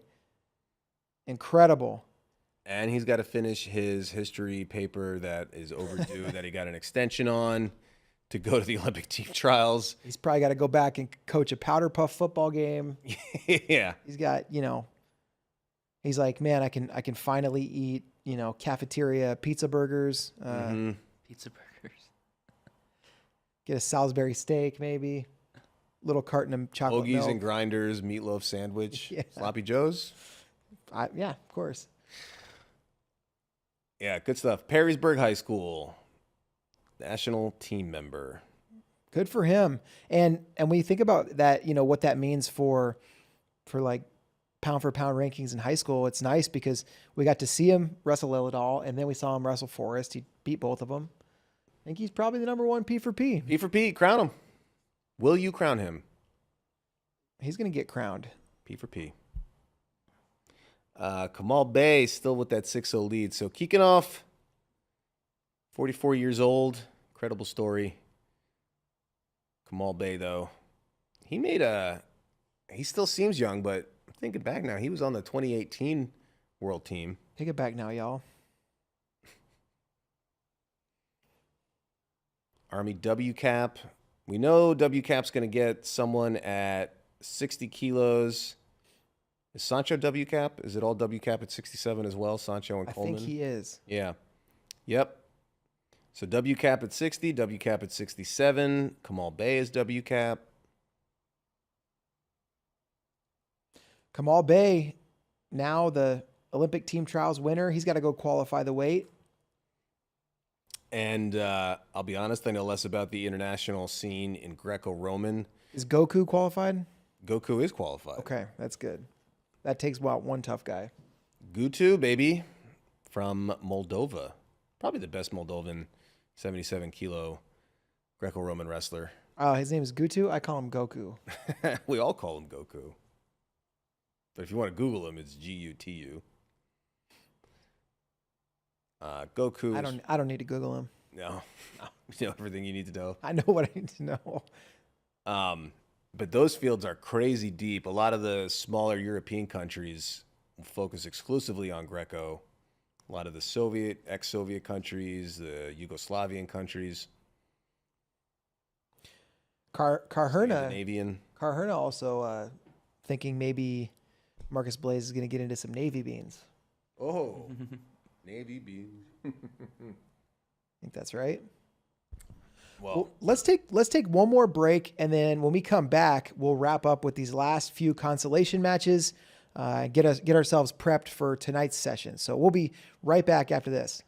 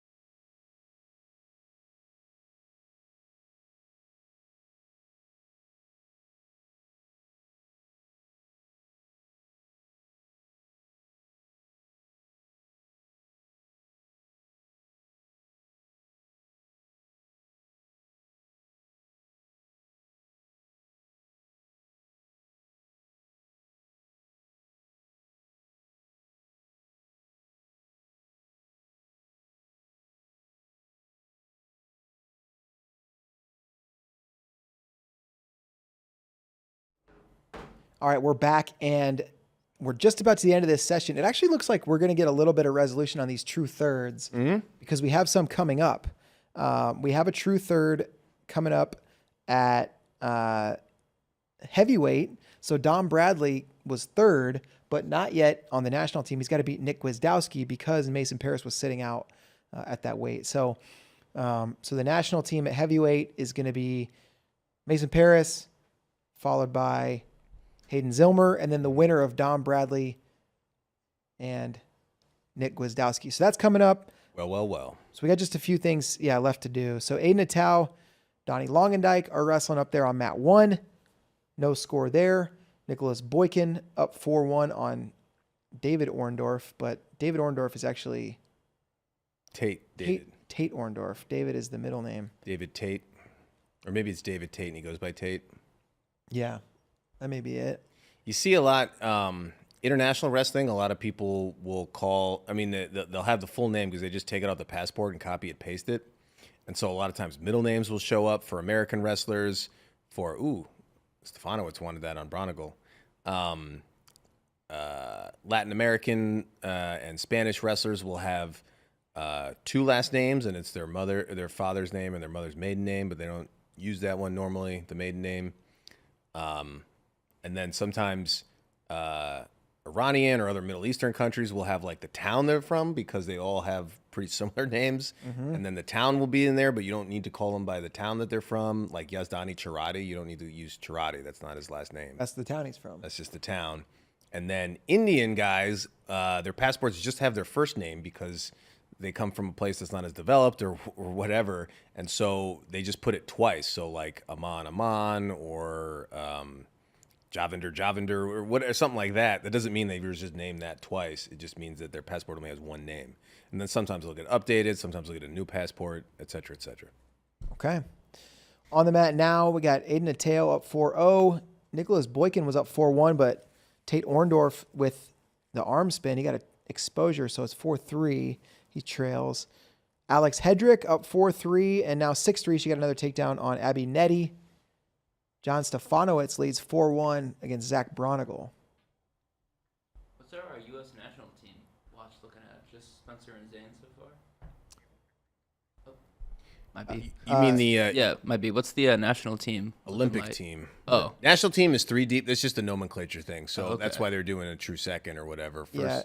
1, 2, and 3 on the ladder are the national team, and then the national team members, the Olympic team members, are the guys that win. The thing that makes it confusing is that they're on the Olymp. So Spencer Lee, Zane Rutherford, and Kamal Bey are, I guess you would say, on the Olympic team, but they're not yet Olympians because we haven't qualified those weight classes for the Olympics yet. But the only 3 winners of this tournament so far are Spencer Lee, Zane Rutherford, and Kamal Bey. Okay, got it. Yeah, I believe. I think I heard that. Maybe it's a Jason Bryant question, but that Olympic team member doesn't mean you're an Olympian. You just make the Olympic team. But, Okay, you're on the team. right. You're not. Okay. Okay. We've got a question in the chat from Kyler Quinn. Brooks really taking a match from Taylor? Yeah, crazy. That's Really happened. That's how it feels. So did that really happen? Yeah, it did. We watched it. Okay, so these guys are on the Olympic team. I think that is the way. Okay. I think that is the way that Because I'm pretty sure if you Google like the 1980 team where we boycotted, we still call them. we still have an Olympic team. They're just not Olympians because they never participated in the Olympics, Okay. in the Summer Olympiad. Okay. Oh, Stefanowicz, those points were taken off the board, so now just 1-1. Got a challenge on mat 3 between Nettie and Hedrick. I love when people refer to other people in the chat by their screen handle, and it's ridiculous. Mr. Business, 57 and 65 still have to be qualified for the Olympics.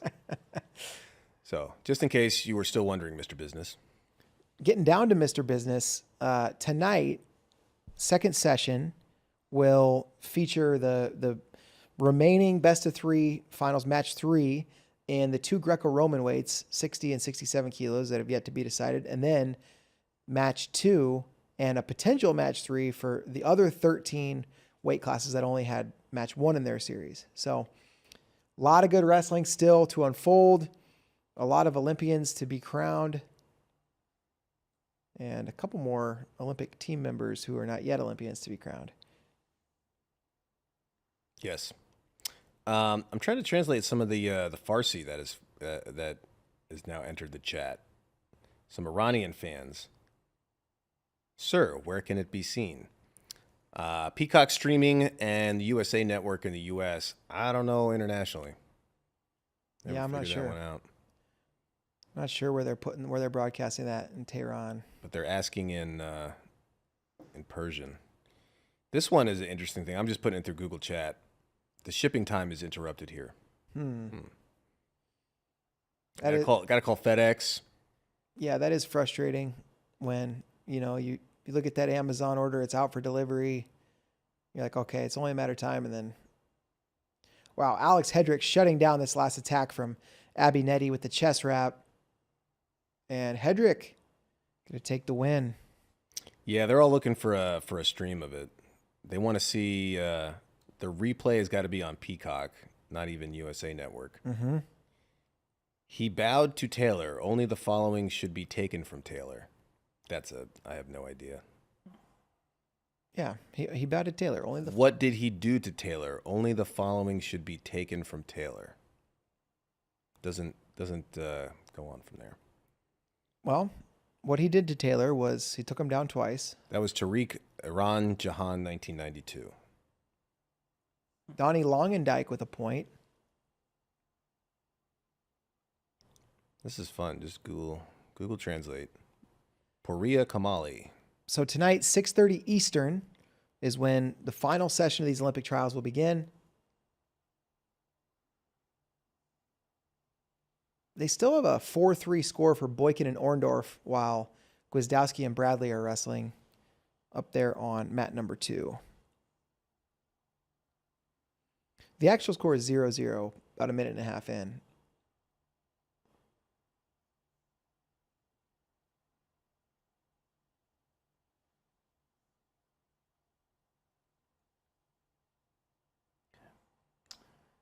Aiden Natao getting his hand raised. I believe that's going to conclude wrestling on mat 1.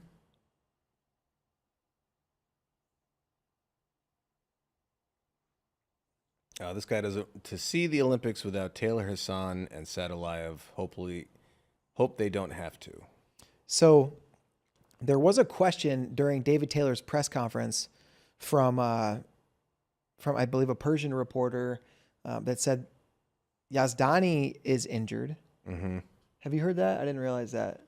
I knew that.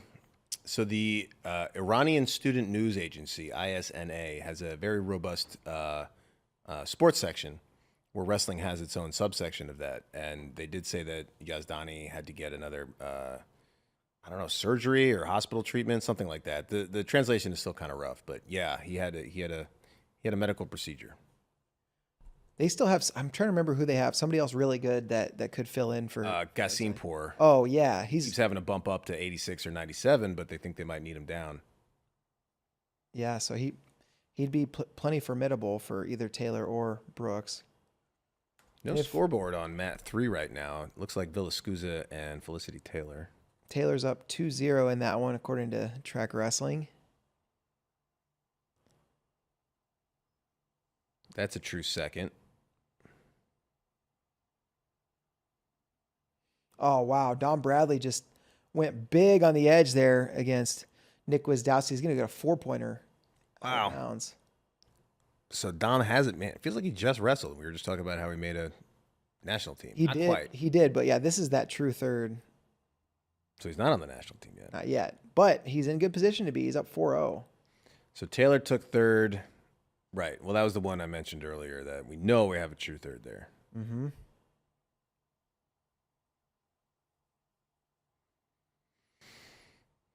But Brooklyn Hayes and Alex Glade getting ready to wrestle over there on mat 4.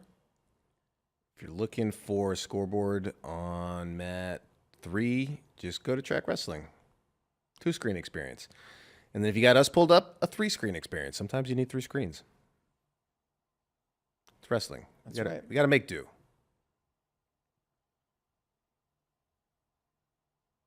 Just like sometimes you go to a restaurant and they give you one piece of toast, but then you decide you want two piece on your plate. You want to do that? 2 piece of toast. What about sheets on a bed? You ever go to a hotel and have to deal with that problem? There's not one single sheet on the bed. That is. Do you want 2? 1 or 2? I think I don't remember how he does it. I think you want 2 sheet on the bed. You better not. I think he says I want a sheet on the bed. You want 1 sheet? I don't remember. You want it on the bed? Guys, go to Nick Sirianni's Instagram. No, let's just keep doing it as if there is no joke to it. We're just saying. Go to Nick Sirianni's Instagram. Look for the one where he's in class doing a presentation with earbuds in. That's the way to do it. He's in class and he's basically telling like a. I feel like it's a vaudeville joke because you have to. It is. It's there. Yeah. It's got to be an old routine because you're making fun of Italian accents, and that's not really in vogue these days. No, way less popular. Gary Mayab in the corner for Felicity Taylor. Now they got the scoreboard up. Thanks, guys. Gwizdowski going to get a step out on Bradley 4-1. Bringing Gary Mayab on as an assistant coach for that Iowa women's team. Clarissa Chun, the head coach, but that really he's great at the organizational aspects of any team. Here's a little. He is, yes, 100%. Here's maybe some interesting trivia. So this year, I think in Iowa, many people aware, the year of Caitlin Clark. Yes. Iowa Sportswoman of the Year, though, not Caitlin Clark, Clarissa Chun. Clarissa Chun, Sportswoman of the Year. Villa Scusa has Felicity Taylor in a tight headlock, pancaked her, wrapped up the head and arm. Taylor was winning this entire match 2-0, and now. That's a long time to fight off your back. And she's going to have to fight off, too, because Villa Scusa leads on criteria, whether she gets the fall or not. I think that's it. 7-0 up there or 7-4 up there for Gwizdowski, now leading Bradley after. He's storming back. Yeah, after he trailed 4-0. Villa Scusa on the national team. All right, there's a lot more Iranian chatter that I'm not going to look up. When is Taylor versus Brooks 2? Tonight. 6:30 Eastern. Mm-hmm. It will probably be the last match. The way they've been doing 86 kilos has been the last match of every session. Mm-hmm. So if you tune in at 6:30 on the dot, you probably still have a couple hours, an hour and a half till round 2.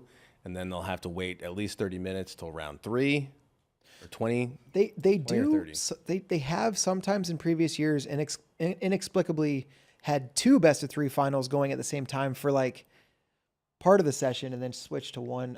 You just never know what they're going to do. Yeah, I remember last year I was in the arena, but then I heard all the stuff from people saying like, wait, what mat? I don't know. The mat's not showing. Peacock doesn't have it or whatever they had back then. It can be frustrating what we have to put up with as wrestling fans. And I understand. Guilty parties everywhere. Brooklyn Hayes now on the clock. Still no score between Glaudet and Hayes. And Gwizdowski with the 7-4 lead over Don Bradley. Bradley's going to have to try to come from behind, and he's in on a leg, but all the way extended. Not where you want to be against Gwiz. Man, Gwiz just grinding his knee into Bradley's shoulder. Yeah, it's always funny when you see guys that are like veterans and have done this before, but it's like, no, they're still doing all the little things. Glaudet up 3-0 now. Nobody's taking it easy. Glaudet trying to put Hayes on her back. Heads out of bounds, though. Gwizdowski, national team member. He looked pretty good this tournament. Will we see Don Bradley's shoes on the mat or maybe 1 or 2 more quads? 1 or 2? I mean, I don't know. How many more decades will Don Bradley compete? What an absolute beast. Arena's empty, though, if he does do it. I know. Except for one man.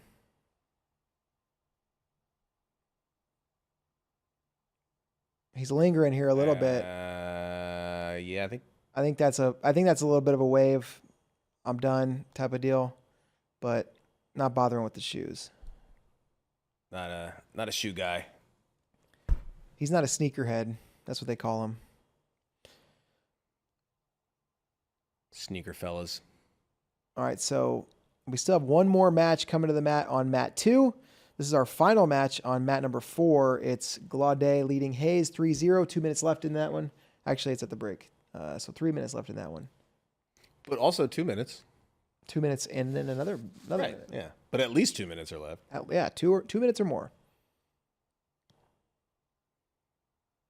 Mortimer Golston underway. So that'll be the final bout. I believe Mortimer beat Golston at Senior Nationals. And Mortimer, oh, wow. Oof. Throws her to her back. So physical. Now here the head could go out of bounds. Nope.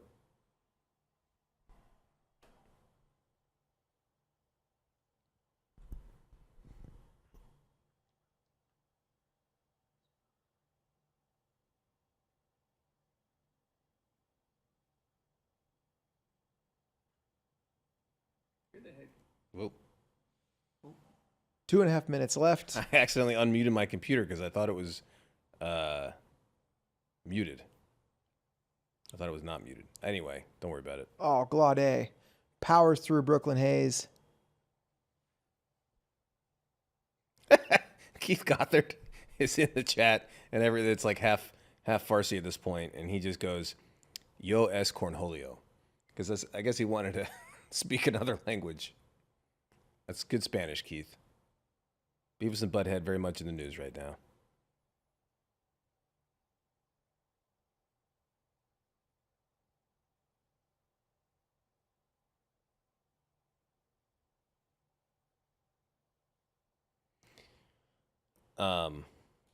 Well, they got rid of that second screen. Yeah, that match I think is. Mortimer's up 4-0, and I think it's still going, right? There. Yeah, there we go. Oh, they just had to. So quad box and then dual box takes probably a couple seconds. So I'll cut NBC guys and everybody in the truck there a little slack on that one. I know they appreciate it. Yeah. Golston locked on a leg.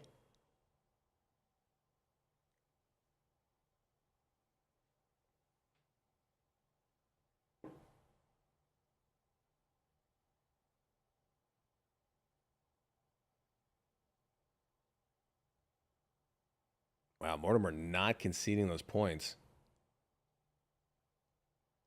Oh, but she needs injury time. I think her knee.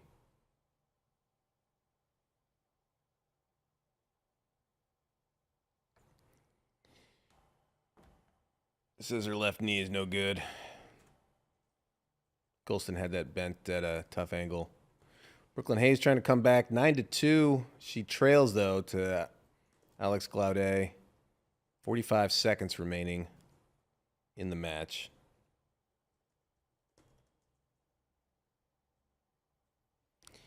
Did Trumbull show any sign of hope, or was it the expected beatdown? Well, Snyder controlled everything. It was pretty dominant. 5-0. Trumbull couldn't get to his offense, but I wouldn't say hopeless. I wouldn't say that Snyder eliminated his hope, but I definitely don't think there's a lot of fresh reasons for hope.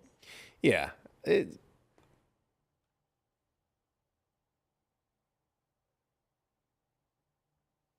Snyder very much the favorite going into this match, but hey, Trumbull's a talented guy that has some physical attributes that could make things difficult. Yeah, if you're Trumbull, I don't think your hope meter has gone up or down. Right around the same. Step out for Mortimer. Brooklyn Hayes gets a takedown, but not enough time. She's going to lose this match to Alex Glaudet 9-4.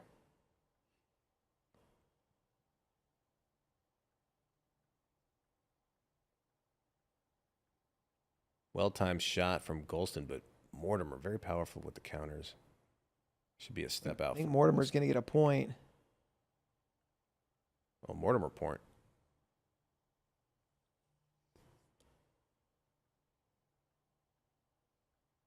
Final 90 seconds of this session.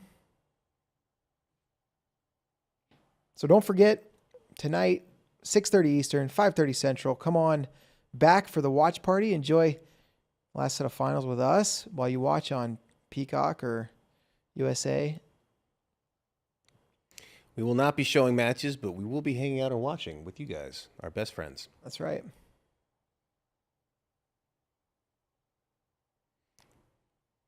Now I'm looking, and it looks like I don't see anybody on our team watching, so that they don't like tough wrestling consolation bouts. Snap attempt there, Sage Mortimer.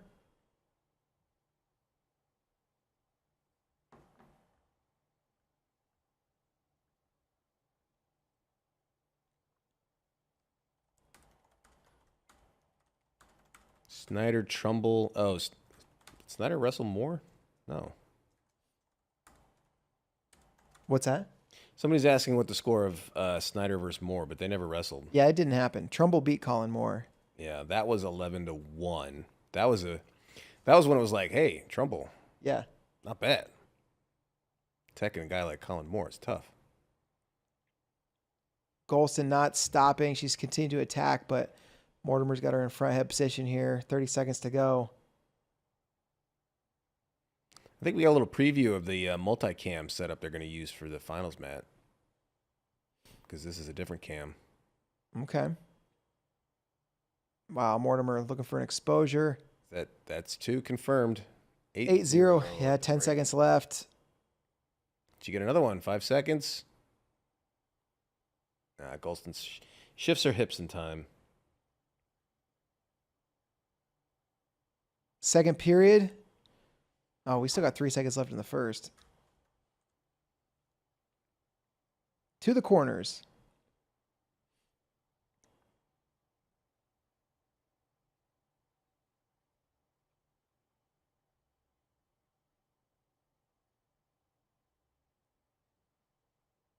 Golston, been on the scene for a long time. She's had a lot of success in her career. Been on many, many national teams. Sage Mortimer, part of that new wave of athletes coming through the college pipeline.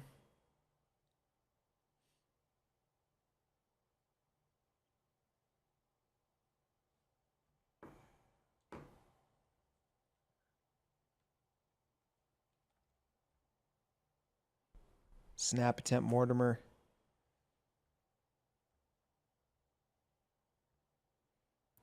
High pace at this point in the match. Looks to be overwhelming.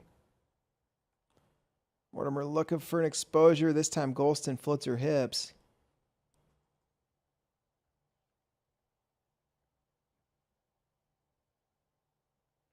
Couldn't get a turn that time. Back up to their feet. 2.5 minutes to go.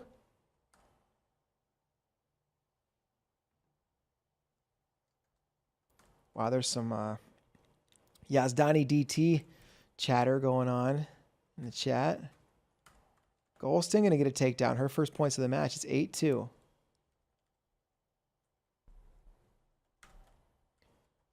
Looking for a gut wrench. Now Golston gets that leg in on her right side. Ooh, what are we ordering for tonight's meal? More pizza? I don't know. Good. We're going to have to make a decision. Burgers? Pete Terry's right up the street. That's true. Pete Terry's, local chain here to Austin. Not bad. There's a Jimmy John's. Nice arm drag. That looked like a boot scoot maybe. But yeah, nice drag too. 8-4. Minute 45 left. A lot of Precious Weezer shirts in the crowd. Big Weezer heads over there. My name is Jonas. My name is Precious.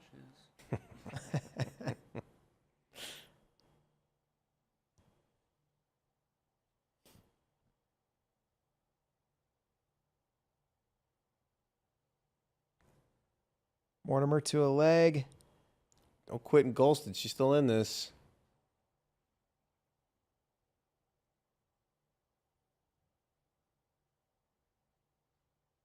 It's also funny you forget. I don't think this ref is very tall either. Not trying to make a point of that, except that in person, Sage Mortimer and Aaron Golston Very small.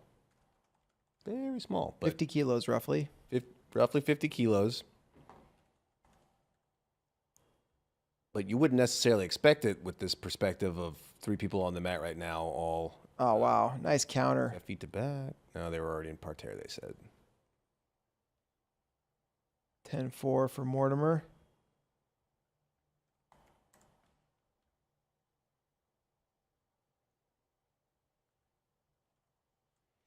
What should we have for lunch? Is the Batman Sucks is back. Great.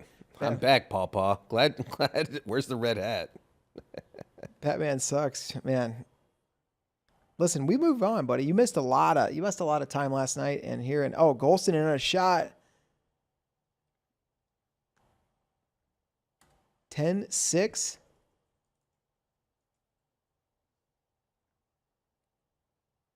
Maybe another exposure for Golston, and then Mortimer going to get some points. I think it's going to be 12-8. It's a wild one for true third.